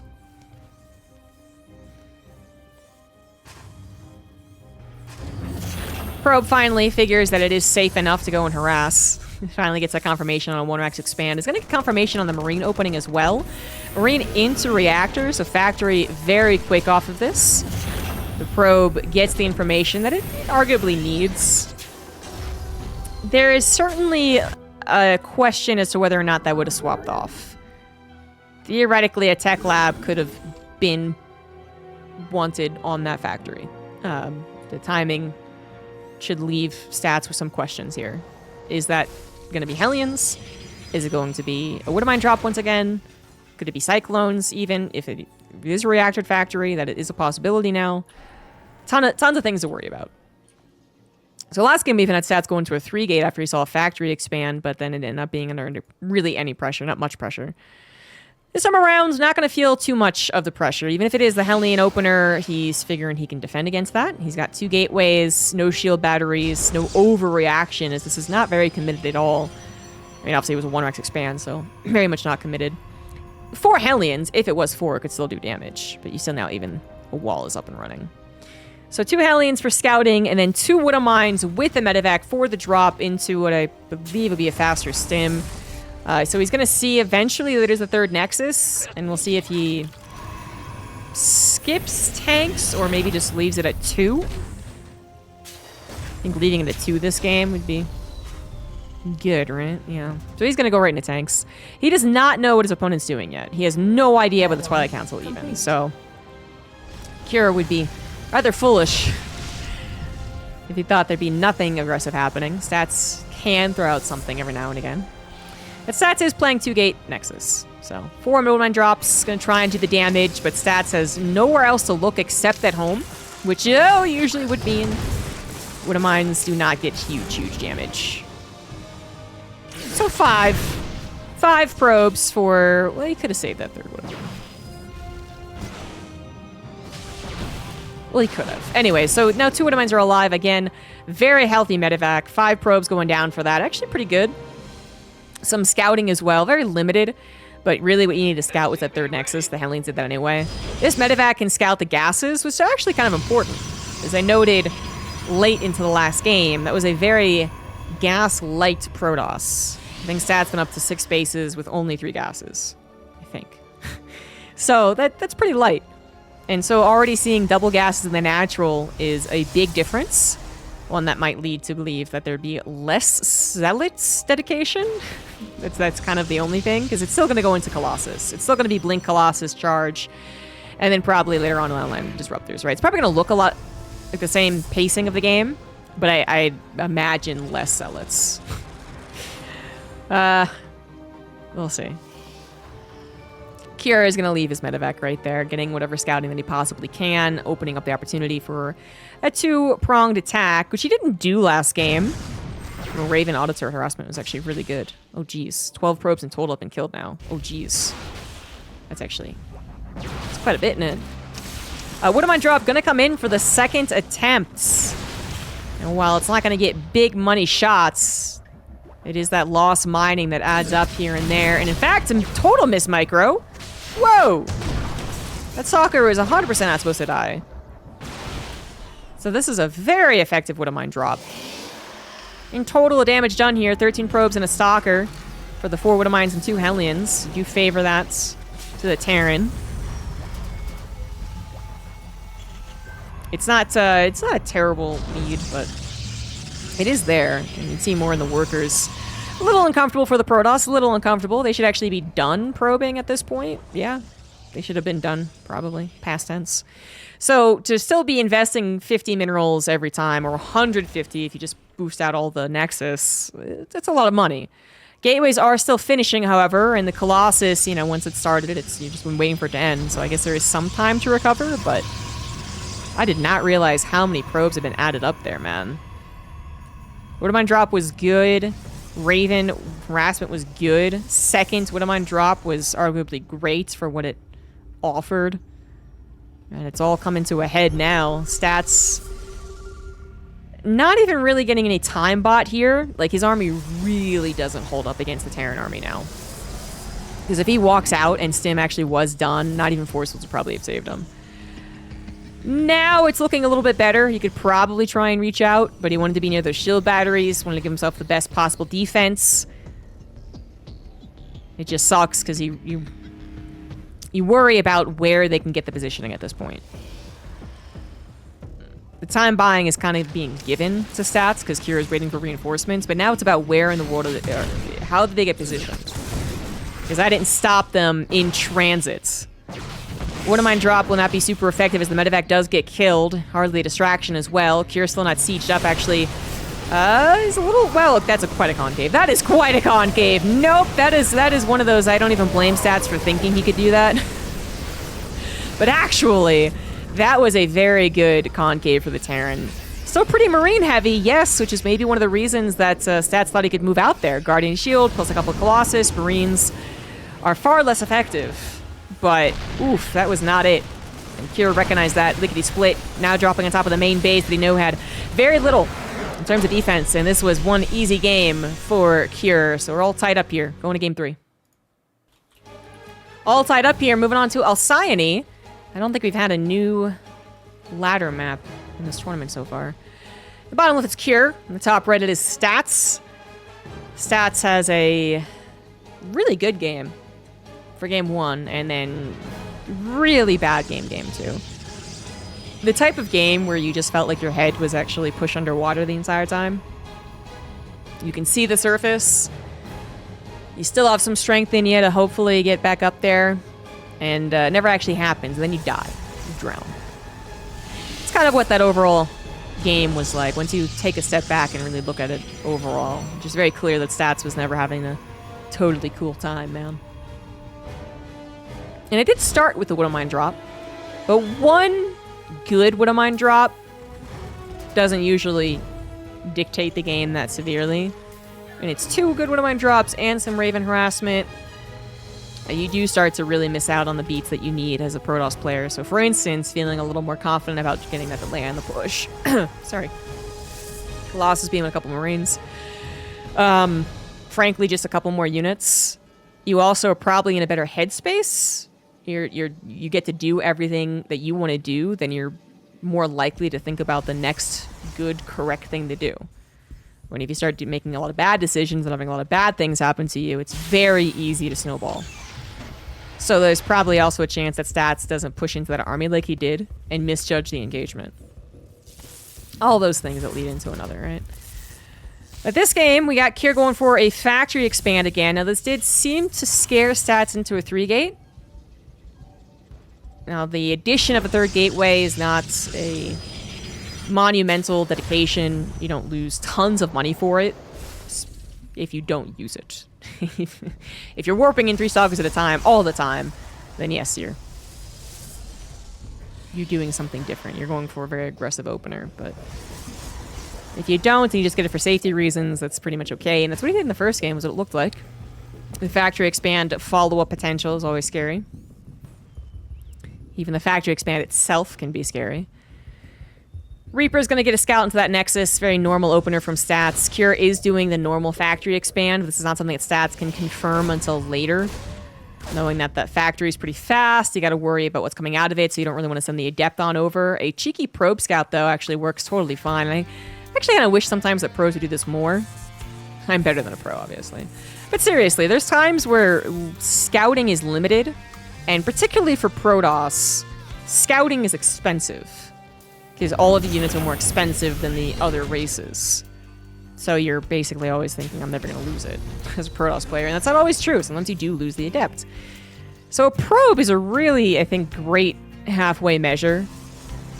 And it's also sometimes so stupidly obvious. It just like literally runs across the middle of the map that it works.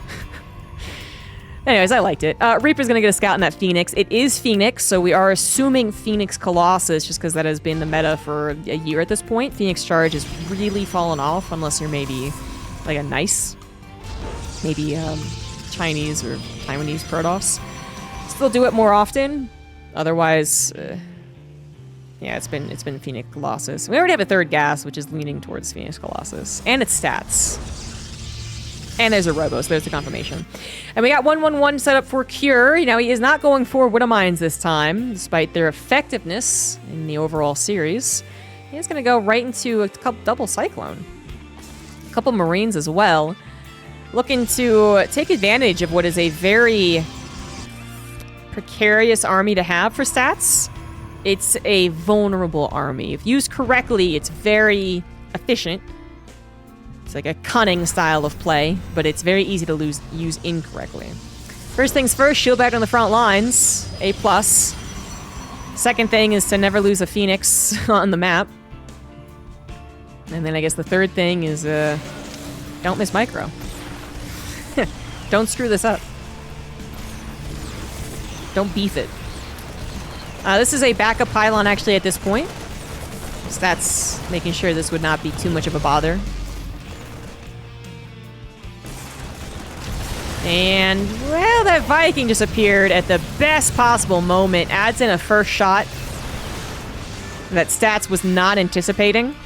He did kill the Widow Mine, but hardly a fair trade. Widow Mine for a Phoenix. Not the best start there. Immortal is finally out, and I think that was the missing part of the equation.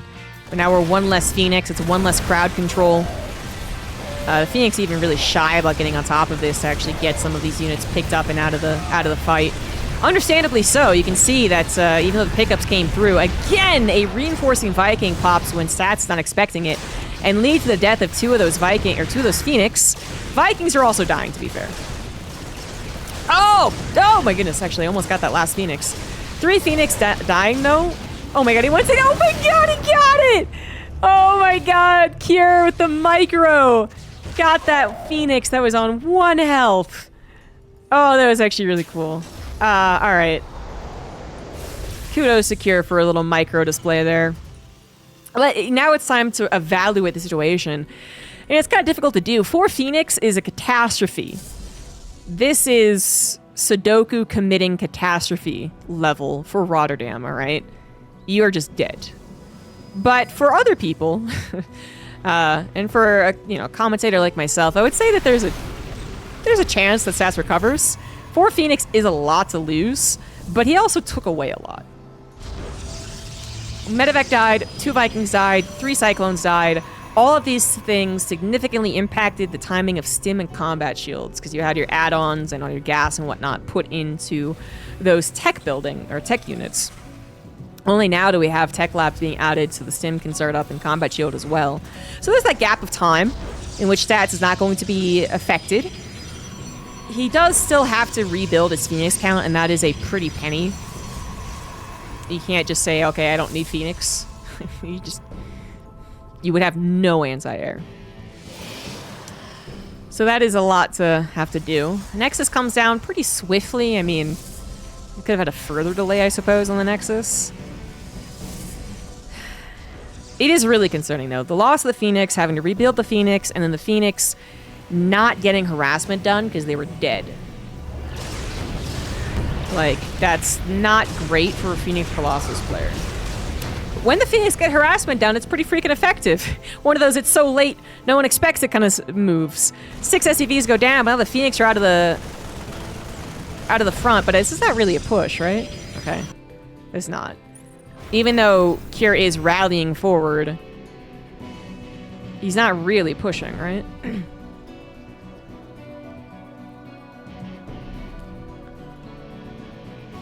He is being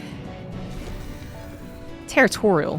He's like, this is my land, even though I have no way of actually protecting it. I guess with the amount of Vikings that he has, this just doesn't happen that often.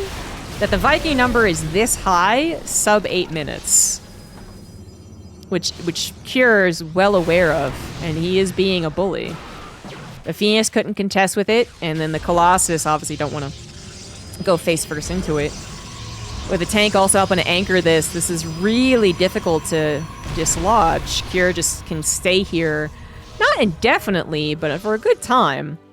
Oh my god, I completely missed this. We had a second Stargate and a Fleet Beacon at some point? Oof. I was being razzle-dazzled by Cure's micro. Tempest are on the way, so Stats taking a page out of Classics book, which means that Cure going for a lot of Vikings is absolutely the right call. Did he pick up on it?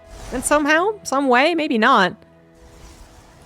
Maybe this is just coincidental. He was like, oh, I'll catch this guy not having enough Phoenix and depending a lot on his Colossus, which I could easily see as being a ticket to win here. You know, you take out the Colossus, look at these split. There's only basic ground units. Okay, charge him +1, never mind. But still, that seems pretty good.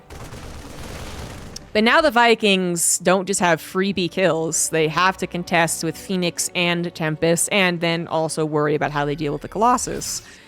Typically, when this gets to this point, which is not usually at 9 minutes, but if we're talking about mid-game Terran units, because that's what we build, versus late-game Protoss units, usually we're talking about the Vikings shift-clicking on the air units and the Marauders living through the splash.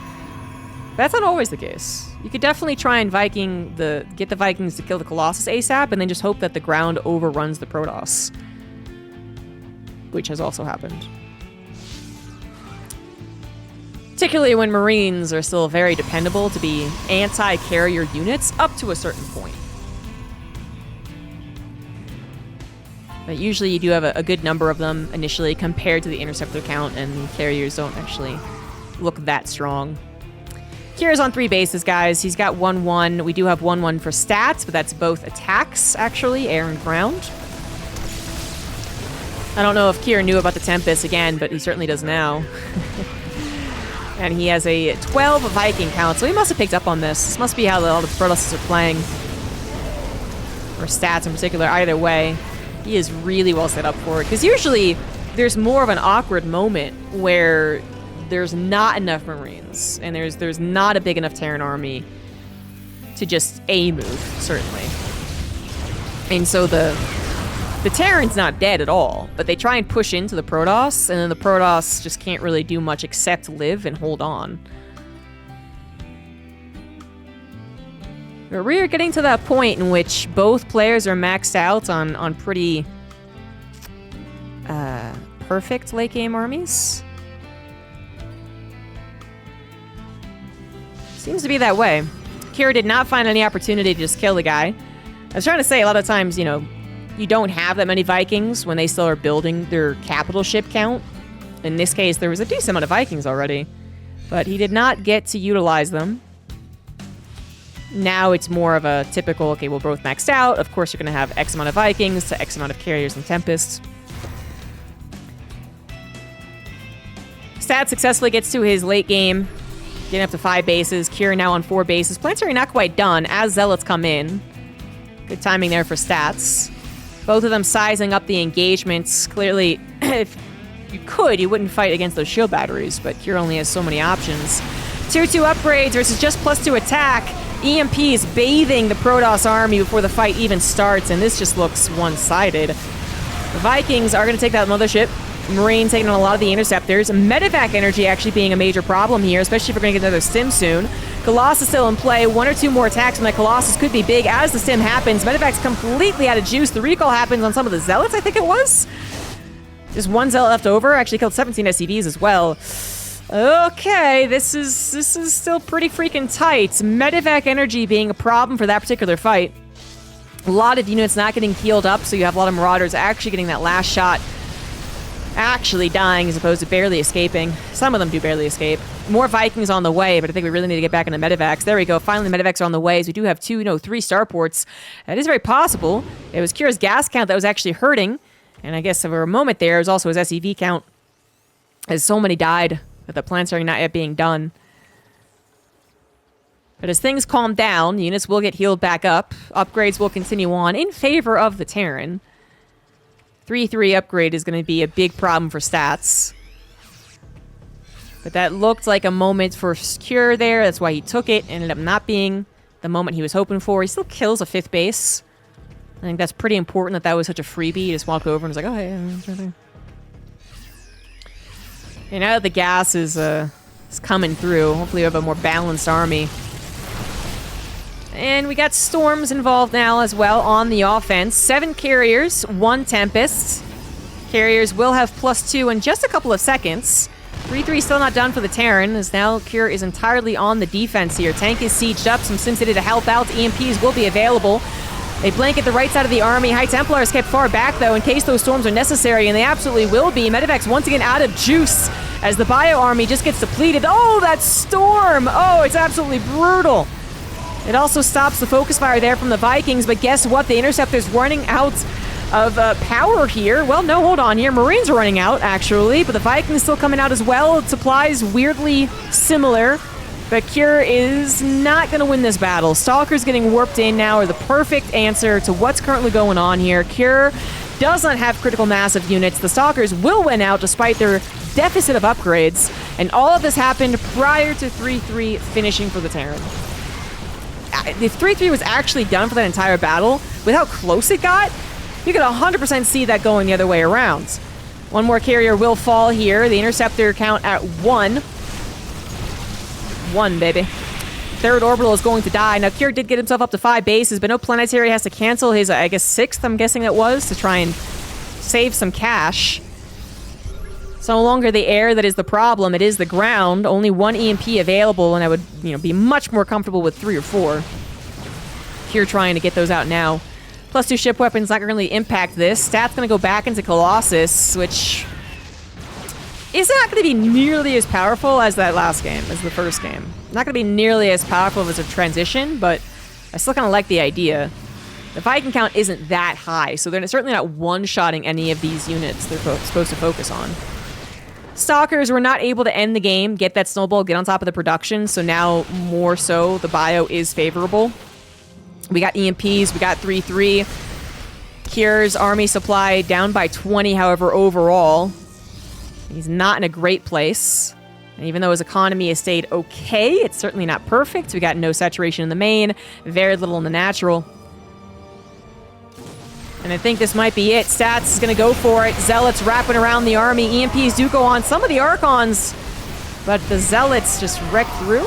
Okay, all right. Starting to ball up against the rest of the Protoss forces. Is going to work out really well for Cure. The Archon got focus fired. The Zealots didn't kill things nearly fast enough. War Prism's going to get denied thanks to those Vikings. And oh, maybe. Stats is over-invested here. Colossus goes down. Archon is going to be hunted as well. And that was all of Stats' army. It wasn't like he had 3 Colossus waiting back at home. He invested everything into that push, and it did not quite win the game. Of course, Stats overall is still winning. 75 probes, 48 SCVs, but he's got to hold on here. EMPs are now mostly gone, I believe. Zealots being microed against. Vikings having nothing to do right now, and Stats is going to tap out. What? think he had to tap out, man. Well, first of all, I don't think he had to take that fight. He did not have to take the fight in the middle of the map. There is definitely something to try and buy time. I am very much understanding of that. But that was not really it. That was like a direct fight. And then he not only did he have to do that, I mean, he probably could have tried building up an army elsewhere, like at his 4th or his 5th. I don't know, man. Stats may be underestimating Cure's economy, or overestimating it. Sorry, overestimating his economy. Because, yeah, this is the one point in which Cure's going to have this army lead, and he's going to try and use it to the best of his ability. But you got a whole map to walk through. You got bases to kill. You got zealots to micro against. I don't know. Okay. But I do like Cure. So Cure will hold on and get a 2-1 victory to advance to the round of 8. Hey, we finally have a new map here in the top right of Post-Youth. We do have Rogue. And in the bottom left, it is Dark. So we got ourselves a ZVZ as well. Not as common nowadays, but in the GSL it does happen, especially now that we have one more Zerg to cheer for. Rogue is back. He looked pretty strong in his game versus Cure. If you just watched the last game, then maybe he doesn't look very strong. It's kind of mid. But the overall series, I think, went well as far as telling us where Rogue is at anyway, right? He plays a pretty good first game, decent third game, gets bopped in a second game to a 2-Rex. But he's certainly not completely out of shape. He did qualify into the GSL after all. Dark is the one that's been practicing and playing this entire time. His military service is breathing down his neck, as is his wife and baby that he has at home. But yeah, that's a concern for him. He has not broken his StarCraft 2 streak in 12 years. So you'd think that would matter for something. But Rogue, particularly in the ZVZ matchup, Korean ZVZ versus Dark, I mean, you just expect a lot of explosiveness. Some early pools, some Ling all-ins, some Nidus worms, whatever. And it gets very action-packed very quickly, then I still think Rogue has a great set of skills. They don't necessarily need to be super practiced to get back into it. As far as his reads on the games, that mostly would not have changed. The maps are certainly different, no doubt about that. The meta is a little different. You know, since he was gone, we had the Cyclones tinkered with over and over and over again. But a lot of the other compositions are pretty normal, and maps are generally figured out pretty quickly. He's been playing them for the same month that everyone else has. And I think his game sense hasn't necessarily lessened. There you go, lessened.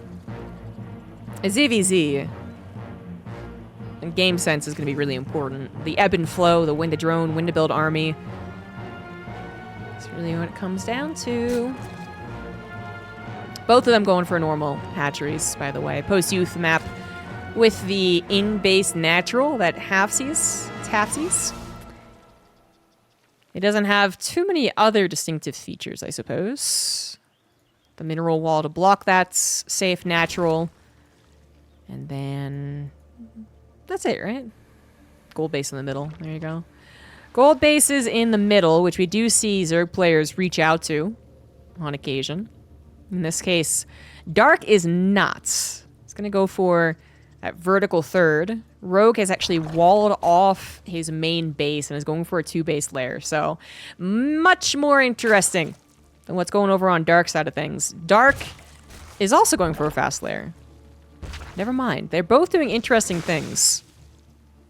Why does Dark have a third hatchery and so much more money, though?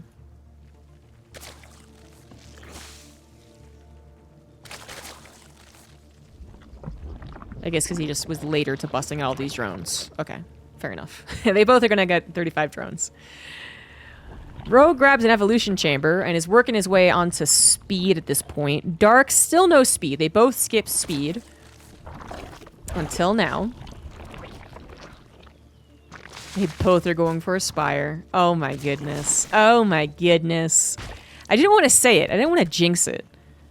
But it's been a while since we've seen both Zerg players 2-base Spire. I mean, just in general, both players Spire, I think, has been kind of rare.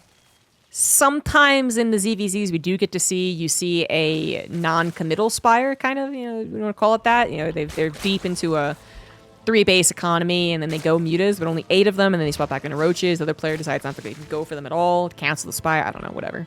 But both players going for a Spire, dedicating to the Spire. Big difference here is that Rogue has Ling speed already. That is a tremendous difference, actually. When both Zerg players very early on go for a Spire, Lings actually play some of the biggest parts in the game.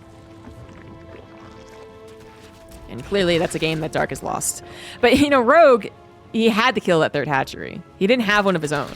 He will finally get one after the mutas pop, but he needed to kill this. Seeing that there's no drones on it, it was a really free kill. And that there is a lair. I think the first time he scouted that was when he got up the ramp. He's probably putting 2 and 2 together. Like, Rogue's like, you think what I'm thinking. Dark, I don't know if that's the case for him, honestly. You know, the exact time that he noticed speed was done might have affected his idea of what's happening. Because if he knew that speed was done late, like it was kind of like a tricky speed, then maybe he's a little sus. If he thought that speed had been done since 3.5 minutes, maybe it's a little less sus. Both players going for flyer attack, though, right now, which kind of means that both of them aren't really sure about the muta thing. Yeah, if you were absolutely sure your opponent was also going mutas, going into Carapace is generally considered better. It's a little more pricey. Or is it nowadays? Didn't it get cheapened? There was a patch that changed the upgrade costs. But anyways, it is seen as to be better. But both of them dedicate to that +1 flyer. 8 mutas to 8 mutas. Rogue's Lings have really already played such a huge part, though. Yes, he had to kill the 3rd hatchery, and that really was more of a reset, I guess, than anything else.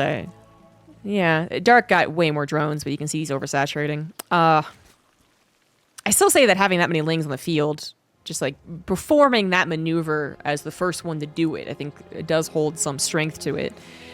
But you can see that Rogue is also unsure of how to battle this out. You don't want to have your mutas out rallying into the middle of the map or rallying offensively, and then your opponent actually has more mutas, because obviously defensive advantage would kick in.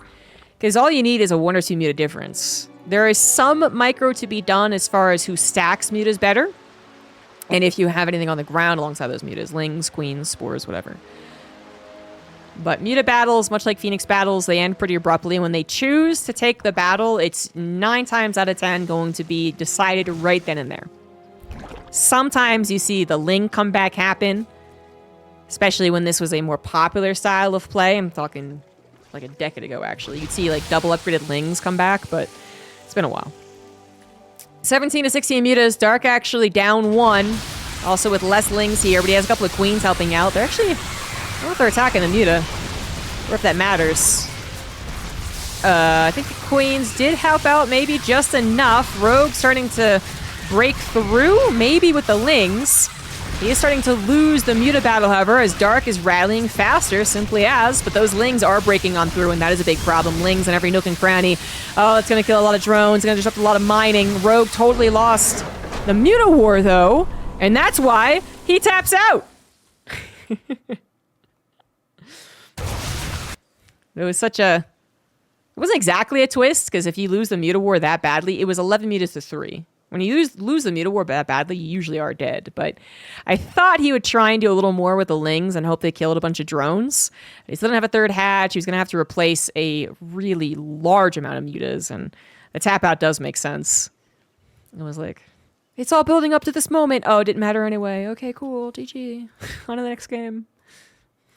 In the bottom right of Golden Ore now, it is Rogue, down a game on his last life in the GSL. And on the top left, we do have Dark. So yeah, it just was a moment where it felt like a lot of things were dependent on these Lings getting into the main base. They did, and it didn't matter. Didn't matter whatsoever. Rogue tapped out. He was hoping that the muta battle, at the very least, would go a little better. Because if the muta battle was a 2 muta difference that Rogue had technically lost, and so he had to retreat, the Lings getting into the bases probably is enough to warrant staying in that game. Even though he still doesn't have a 3rd hatch. His minerals are all starting to run out. and his mute count has been lessened. There's like maybe still a chance, just because those lings maybe when they focus fire on 2 mineral lines get, let's say, at least 10 drones. But then that would probably still leave them almost equivalent on the drone count. But Dark had a whole other base to mine from. And that was really a point that was coming to a head. They were both literally going to run out of minerals in their 2 main, I guess we called 2 main bases on that map. So they both did something a little funky, slightly different ways of getting there, but they was also on a very funky map. And when you think about that map and what they did, it does make a lot of sense. Throws me back to the good old days when I did play Zerg for about a year and a half. I was actually a Zerg player, and people just have never forgotten that, apparently. And back in 2011, I learned to build that won me a lot of ZVZs, okay? But you literally one base muted, and you block the ramp with 2 queens. Oh, and a couple of roaches, that's what it was. A queen and like 3 roaches, because you built a roach more, and then it went to mutus. And I won so many ZVZs, because it was also back when I was like gold or platinum or something. So that was actually probably 2010. Regardless. Brought me back to that day, you know? Rogue went for more of the turtle, you know, the 2 queens blocking the ramp. Dark was like, well, I got the money. I guess I'll just get the 3rd hatch anyway. All right, cool. It's one of the first build orders I really learned, I think. I think I might have learned the typical macro build opener for Zerg, whatever that was at that point. What the hell would that have been? 8 worker start. Wow, I actually don't remember what the hatchery timing was. Pre-Legacy of the Void. Well, it's not important, but I still feel like I lost a part of myself, honestly. Anywho. I probably learned the macro opening, but then it was the first, like, whole build that I learned. Anyway. So we got 3 hatch up for Dark and Rogue, so they're not going to do something nearly as weird, but that last map was weird, so it really did make sense. And you looked at it and you're like, oh, of course, yeah, they would try that. So less likely to try that when you don't have a common entry area into your main and natural. Well, I guess you still do. Actually, I would say more the problem is that you could go 2-base muta on this map, no problem. Like, people do that, of course. And you can wall off as well if you don't want to play the Ling game. And you just want to go, you know, right into the Roach protection, into the Spire. I mean, that is absolutely a thing. I guess actually on that last map, the weird part would be you wouldn't really get a nice wall up on the top of a ramp.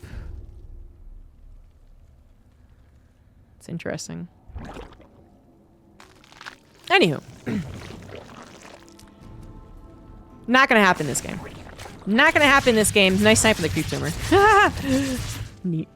Roachborn coming down for both players. No evolution chamber. And we have been seeing, at least I've been seeing, way more roach attacks. Like, I actually don't remember the last time I've seen a ZVZ that went 3 hatch, bailing us for defense, evolution chamber, +1 missile, then roaches. You know, so kind of like a greedy thing. But for a while, you couldn't call it greedy because it was the most normal ZVZ opener.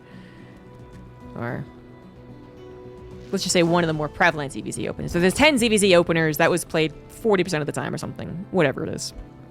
And now it just seems all about getting to this Roach Warren pretty much lickety split and then playing, yeah, into Roach versus Roach and then playing the ZVZ game during and after that. And by that I mean, do I build drones? I'll build more army. Do I build drones? I build more army. Oh my god, he's counterattacking. I have to build army. Now I'm going to build more drones. And they're both doing that. I mean, this would be extra expected from these 2 players, I suppose. Dark's Ling has been trying to get some scouting done. It finally does. It's did see the Roach, I believe. We have roaches on the way for Dark, however, as well. So now, in this case, it's who dedicates the least to the army, right? So you both could even have been planning on all-in, but if your all-in happens 3 drones later, then technically you have the benefit because you have 3 more drones mining. In this case, Dark has 9 more drones as I'm speaking. A 10th one will finish. Lair is on the way as well. His overlords did not see a committal from the roaches, so he thinks he's got this time. But it might not be a committal yet. It is a committal that we know of. We see the army building. The Ling of Dark once again gets into the 3rd hatch, but then only sees as much army as he saw previously. He doesn't see all these roaches bulked up in the natural, and that would be the real tell. But I gotta believe that just in general, you're gonna err on the side of caution. And I just don't see a reason why Dark wouldn't stop at 55 drones to build army. And that can backfire, by the way. Rogue, already showing a little bit of aggressiveness, could definitely do an all-in. Oh, what a surprise he is. Like, if Dark had gone to 70 drones, 4 bases, he'd just be wrong, wouldn't he? Fortunately, he did not. So again, about 55 drones. He was building army before and, of course, after that, and has matched up the army supplies pretty close together. And you don't need to be all that close, really, when you have the Theron's advantage on your side. Queens have already been pulled. Spine Crawlers will actually finish. See if the Banelings make a difference. Not really. A lot of them being caught up behind Rogue's Roach army. One Baneling still is over for Dark in case the Lings ended up being a problem, but Rogue's Lings are only really a problem if they get us around, I would say. They do not get us around, and we can retreat back into those Spine Crawlers. Rogue tries to go for the all-in in Game 2, his last life, and it will not work. It did get kind of close, I guess, depending and whether or not you thought Dark was being too greedy or not, but at the end of the day, Rogue is going to be forced to tap out. GG, Dark with a 2-0 victory. We'll go to that decider match to face Stats. So our last match here to determine who advances on to the GSL. In the top position of Amphion, it is Stats. And in the bottom position, we do have Dark. So, Dark gets to rematch. I had to double check that. But we had Rogue versus Cure in the beginning, and then we had Dark versus Stats for our second preliminary match. Stats actually 2-0'd, which I think was very surprising. But then he does seem to be playing up to a skill that is, at least close to what he was when he was a champion. Definitely not there yet. And Dark decided to do the same build back-to-back for some reason. I'm not upset with Dark, okay? I'm not disappointed with him. I'm not quite there. But it was a little odd to see him lose the first game and then go for the same build the second time. It wasn't quite the same build because he didn't hatch block, and you definitely could say his Ling attack worked in the first game. But it didn't win him the game. So, yeah, doing basically the two same things. Just because one aspect of it worked, but then the overall aspect did not. Did seem it's not totally in character for Dark or any of the top tier professional players, I would say. Just generally doing the same exact thing twice and something that's considered very, very cheesy twice is not usually the plan. But we have a very similar start to game 1 of their last match with the hatch block. And let's go ahead and assume that he's going to go into a Lignitis Worm all-in as well. Stats should be wary of it, but should also, I think, be along my headspace, which is like, well, he could, but he really shouldn't. But he could. Hatchery is going to be defeated, of course. It does cause interruptions of the Protoss build order, but it also interrupts the Zerg build order. So, at this point, 100% more about just hoping to get into someone's head, knock someone off onto their heels, whatever you want to say. Because it very rarely does a lot. Stats has answered with a proxy pylon, and the disruption to your build order doesn't matter as much if you've practiced this build order 1,000, 10,000 times. Like, Stats has probably been hatch blocked in his career 10,000 times. So Dep's going to be chronoed out, and we're back to pretty normal stuff. I actually really am wondering why Dark likes to do that. I'm certain something gets offset. But of all the things I'm trying to think of that would directly matter, I don't know. I was gonna think, like, does it disrupt the Adept? Not really. Disrupts the Stargate timing. 2 Zealots, actually, not just one. Didn't see that.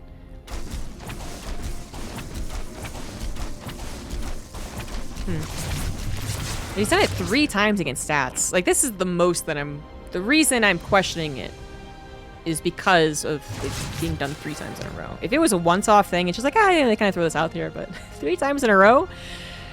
Dark really wants to disrupt something that Stats is doing. Stats' counterattack has to be considered. And you have to do it, really, as the Protoss to get the Zerg to make more Lings, to not be so totally greedy behind their little pressure play. But, you know, don't really necessarily want to commit to it most of the time. The fact that there's a second proxy pylon makes this a little weirder, I guess. You could have warp bands over there. You could even build a shield battery if you were crazy. If this was SOS, I feel like he would have done all of those things. But it's not. It's stats. And stats will try and play defensive. This is quite a few Lings. Dark did hold off on droning for some time. Only 22 drones. The Lings do break through. And this is going to deal some decent amount of damage, man, because the units stayed at home. They stayed on the other side of the map. So the Oracle is the only defense, and I can only defend one base at a time, so that's why Dark splits up, of course. And if we're talking 9 probe kills here, I mean, that might just be game ending. We're getting closer to it. No, not game ending. Dark was on such a low drone count, but we're past 9. We're up to 13. Oh, no. Oh, no. Things are actually getting worse. Pulsar Beam, no longer available. Oracle, out of juice. 15 probes. Lost mining time as well. And only the slightest disruption to Dark's economy. He did have to pull back drones that he had rallied, but then he just pulled them over to his third. So he lost 1 drone there. Oof, that was too much. So now we can say 100% Dark is made up for building those Lings. Because he had to make up for keeping his drone count so low. He has, but he actually did have to do a lot of damage. So, yeah, it's not game over, despite what looks like a tremendous amount of probe losses, because it was, but Dark was also so low on drones. Now the question would be who recovers faster. The Zerg has the flexibility of Larva, but then the Protoss has, of course, the Oracles. Well, had. Okay, still has 1 Oracle, and they did get some counter damage done. Queen died. 3 Queens in total have died, actually. All the pressure. There's 1 Oracle died. Dark was supply blocked a little bit there, too, as well. But yeah, he has to worry about that ebb and flow of the Zerg side of things, where, of course, the Protoss, like a Terran, can build workers and army if they're not supply blocked, but they are, because the pylon went down, I guess. I definitely being caught in the middle of the map. None of this game is particularly pretty, but I would say it's a bit uglier on the side of stats. And I think Dark is also just more practiced in the ugly games. That's kind of a backhanded compliment, but I'll keep with it. That's what I said. He's more comfortable in these ugly games. Twilight Council coming down now, finally, for stats. And Forge as well. You know, very typically this would be after a 3rd Nexus is already on location and building and finishing. Instead, it's super delayed. Dark is starting to creep up on that worker counts a worrisome amounts. Now, for him, you know, he's not scouting a Nexus, and he's only now going to get sight on it. But he had to worry about a 2-base attack. He still kind of does, I guess. He does not know for a fact that is real, or, you know, exactly how much army was built up behind this Nexus. I mean, what if this was a Twilight Council only building Resident Glaives and a Robo building a War Prism? And then suddenly there's like 20 Adepts. Like, that could be scary. It's not, of course. It was both, and only just now finishing up as well. There was a lot of losses to the economy on both sides that has really offset the usual timings. And so it can be difficult to read for both parties. Stats, as the Protoss player, is going to be a little more familiar with being more in the dark. They have the Oracles, which is really important. It's their only form of scouting, only form of map pressure, and still pretty helpful as far as defense goes. But otherwise, they're not really running around. The Zerg player, obviously, with creep spread. Further expansion towards the left side as well. And, you know, Speedlings running around the map. They kind of get that benefit, at the very least, of, you know, if they're active, keeping tabs on the Protoss. But they do have to be active. And you wouldn't want to miss something really important, like a Dark Shrine. But other than a Dark Shrine, there's really 2 things at this point you're expecting. Either Blinkstalkers or Charge at Archon. Neither one has been revealed yet, by the way. The Adepts and Oracles doing all the defending of the Nexus. There we go. So you don't see the Stalkers being warped in or the Zealots. You don't get into the main base. This Overlord could, and that's exactly what Dark is thinking. You know, he has not gotten direct scouting in some time, so this is the savvy thing to do. But I actually really want to give more props to the fact that this is a left-sided expansion process from Dark. You know, it's obviously a possibility, so it doesn't seem like it's all that revolutionary or important, but I kind of think it is. Stats does know about it, but there's not much he can do. He doesn't have a warp prism. Even if he did, this is still connected to Dark's side of the map. It's not like it's a hidden base all the way out there in the corner.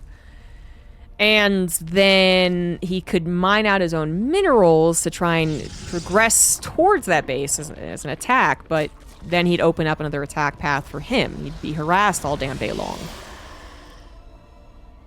So I think it's actually a really big benefit to Dark's plan here, the post-weird ugly game plan. Stats, and finally saturated his third base, getting to a fourth. Now looks like a proper macro Protoss. Charge is done. Storm is done. Blink is actually going to be on the way, so I'm not going to hold on to the same comp every single minute here. Oh my god! Swarm hosts. Swarm hosts. They're kind of making a comeback as well. I'd be very afraid to go Swarm host in a weird game, but I'm also a terrible Zerg. Dark, feeling enough confidence, seeing his opponent went for Charge Lot Archon, no Warp Prism in sight that he's seen, and a fourth base that's probably being put down. That's why the army came from where it did. Kind of putting all these things together and determining that at the very least he can get to the Swarm hosts. There's not going to be a big Warp Prism Charge Lot attack with a couple of extra Archons, right? When they're emphasizing the High Templars, like Stats is doing. Probably waiting a while. So the Swarm host should get a few waves. And this is still at a point in which the Protoss player is low on supply. In a direct head-to-head fight, you know, they dodge away from the Locust, they take on the rest of the Roachling. Not much of a problem. But when it comes to being in multiple locations at once, Stats' army isn't so great, and he had no idea about the Swarm hosts. Absolutely zero idea. No setup defenses, mortals being pumped out, no defensive Archons. Our Nexus barely survives, only because the Locust also took down the Templar Archives. That is going to be a goner no matter what in the next wave. There is no stopping this. 19 Swarm hosts, some of them off the timing, but it's 15 Swarm hosts. That's going to kill a lot of shit. +2 will finish. Blink might finish as well. Does seem to be the case. But further upgrades delayed, at the very least, from that Forge. A couple of units being sacrificed for the greater good. Ling Roach getting on top of the fourth base. Find a High Templar. Maybe a couple of probes as well. It's not the worst first wave defensive Swarm hosts, but it's not getting better, and that is much more concerning. 16 probes go down, 20 probes go down. The rest of the probes will go down to the Storm if Stats isn't careful. His High Templars also go down. The Immortals were found too, and that was just 10 seconds of absolute catastrophe for the Protoss. I still had hope. Literally 20 seconds ago. I was like, it wasn't the worst thing, but it's not going any... Oh, okay, it's dead. He's dead. Oh my god, he's so dead. Oh my god, Stats. The kerfuffle. He cannot hold all these limes. Oh god, yeah, GG. GG. Let that one go. Woof. That was stinky. Not at all the game that Stats wanted to play. So Dark... with finally a win versus Stats. He was 0-2'd in their first series, and now he is on his way to getting the rematch curse. It exists. In the bottom left of Alcyone, up 1, it is Dark. In the top right, it is Stats. Stats not getting a very pretty game at all. The first game from the... Well, the hatch block he was fine with, but then the Ling run by was really what punched him in the gut. That was really atrocious, because without that Ling run by... If Dark had committed to the Lings and then not had them successfully enter into the natural and main, oh, it is so bad. Oh, it's so bad. If he doesn't make the Lings, and he then, of course, doesn't get into the natural and the main, it's definitely not as bad. You know, that is literally probably an even worker count. And him on 3 bases and him going towards his Storm Host plan still makes a lot of sense. Especially with the way that expansion... You know, I was thinking defensively for the expansion process, but obviously offensively, when you have things that fly, if you can get to the close-off, close-by-air section of the map, they're not going to be able to do very much about it. And so that was another more obvious layer that I didn't mention. So that was on me. But that's another layer as to why that was a really good plan on the expansion process. But it was just so ugly. And Stats... is really focusing on getting to a very typical PvZ. You know, I 100% think that he was expecting Dark to go for a big Ling Baneling Roach Ravager swell. Because I'm just not sure how much you're really wanting to build 2 Immortals at a time versus Swarm Hosts.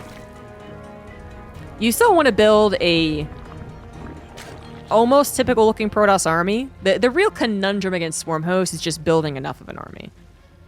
I'd say that's the real conundrum. Once you get over that 150 supply hump, then it starts to get a little easier. Generally, by that point, you have shield batteries and cannons buying time. Maybe you've built enough Archons that you can kind of spread them around a little bit to help out against the Locusts, because that and Storm is really the only thing that can. And then you've also had more time to properly protect your other bases, so that the Swarm Hosts are your only headache. The Lings aren't a headache, the Roaches aren't a headache. Stats did not get near that point, but you know, he was wanting to get to that point without the knowledge there's even Swarm Hosts on the field. And if he had, then so be it. The game goes on and it's all fair. But not only did he have no idea Swarm Hosts were on the way, he kerfuffled the tail end of that defense. Something fierce. Something fierce. The first Nexus not going down was actually a real blessing. That was uncommon, I would say, from unscouted Swarm Hosts. And the second attack kills an upgrade that's already done. Not too bad. Then the third wave kills all those probes, catches the High Templars, forces the Immortals in weird positions. Oh my god, it just was so bad so fast. Dark, no block hatch this time. Takes his third as his natural. As you do. Adept scouting around for these couple of Lings that are being annoying. Overlord scouting the Warp Gate timing. Should know it's the Stargate opening. Dark did not go into Nidus Worm Ling, which I'm pretty thankful for. Even though it was effective as far as the all-in went, it did kill the Nexus in both games he attempted it. The post-Nidus Worm wasn't super pretty. But he kind of did the same idea. It's faster, and it's without a layer of Nidus Worm, but he did a Ling attack that was pretty dedicated. It was just a little trickier. It happened a little bit earlier. It really depended on not having enough defenses at that wall, which is not a guarantee.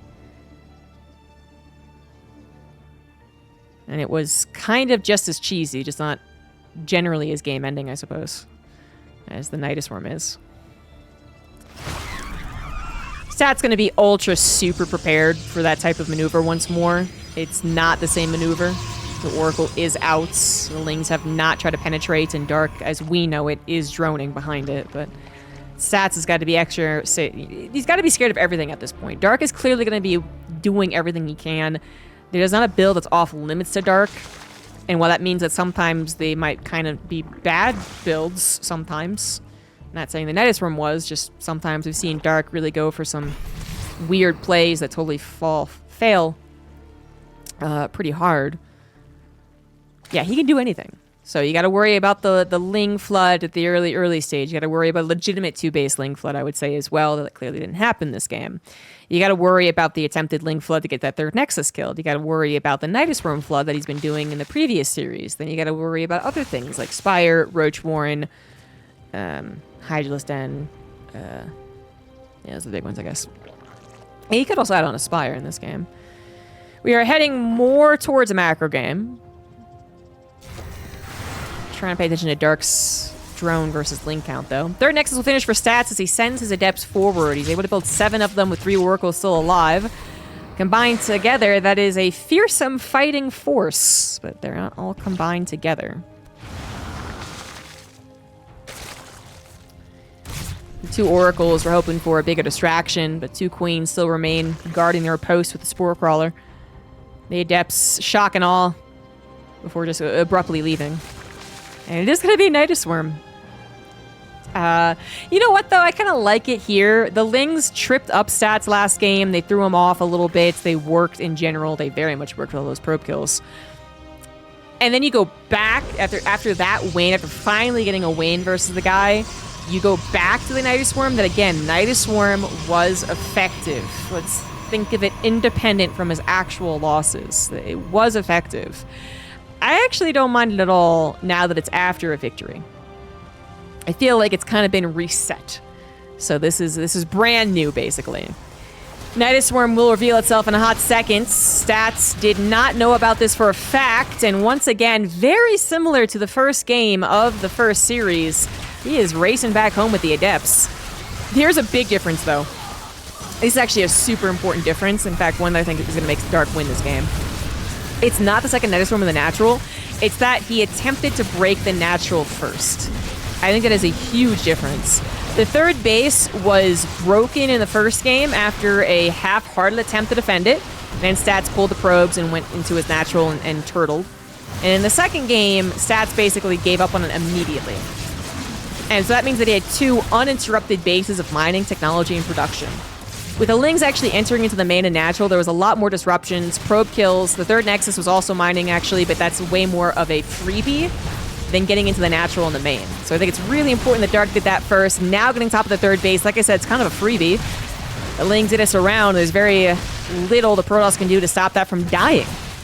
They might ultimately still have a defense, but yeah, now it's a Nexus killed plus 31 probes killed. Big, big difference. It's kind of funny seeing the Spine Crawlers come out. This is not... You almost always see offensive Spine Crawlers with a second hatchery proxy, but a Nidus Swarm with spines, why not? I mean, they're actually kind of helping here. There's not a lot of units for stats. The Ling's tearing up some of the last ones, so the Spine's only finishing off 5 Stalkers? That could happen. Oracle does help out. Shield Battery was there to blink back to, but overall, probably an okay use of the drones. Not the best, not the worst. 4 Nidus Swarms will die alongside that, but that's, I think, really the critical difference. If it was only the third Nexus that was targeted from the get-go, Nidus Swarm was popped up over here, I think we're not talking about almost any probe kills, because that's what happened in the first game. If there were probe kills, it was maximum 10, I think. Because I remember looking at Stats' economy and thinking, wow, he still has a lot of probes. Another cancel is an excellent addition. It was only 10-15 seconds in, but still an important 15 seconds. Whoa! Dark! What the shit, man? Dark is such a crazy dude. Alright, so Dark goes in a Nidus Ling dedicated attack, and then goes Hive. His Hive is at it's the same time as his 1-1 upgrades. Stalker's trying to go on the counter offensive, don't realize just how many Lings there are, and this was a complete disaster. The compliments I was giving Stats in the first series really backfiring here. Where again, I wanna give him some credit, you know. You kind of have to do something. You can't just let the Zerg do whatever they want, or they will go up to 80 drones, a Hive, and Ultras, which is it's got to be Dark's plan, right? Ultras. But they have Lings on the field. They have Speedlings on the field. And if you don't know where or how many, then those Stalkers are not nearly as effective, especially if you've lost your Oracles. And Stats moves out to get that little counter aggression done. And this time, Dark had more than what was necessary to defend. If Stats hadn't pushed out until the Stalkers and building third base, this game is actually still pretty weird. Dark's on 4 bases, but 59 drones.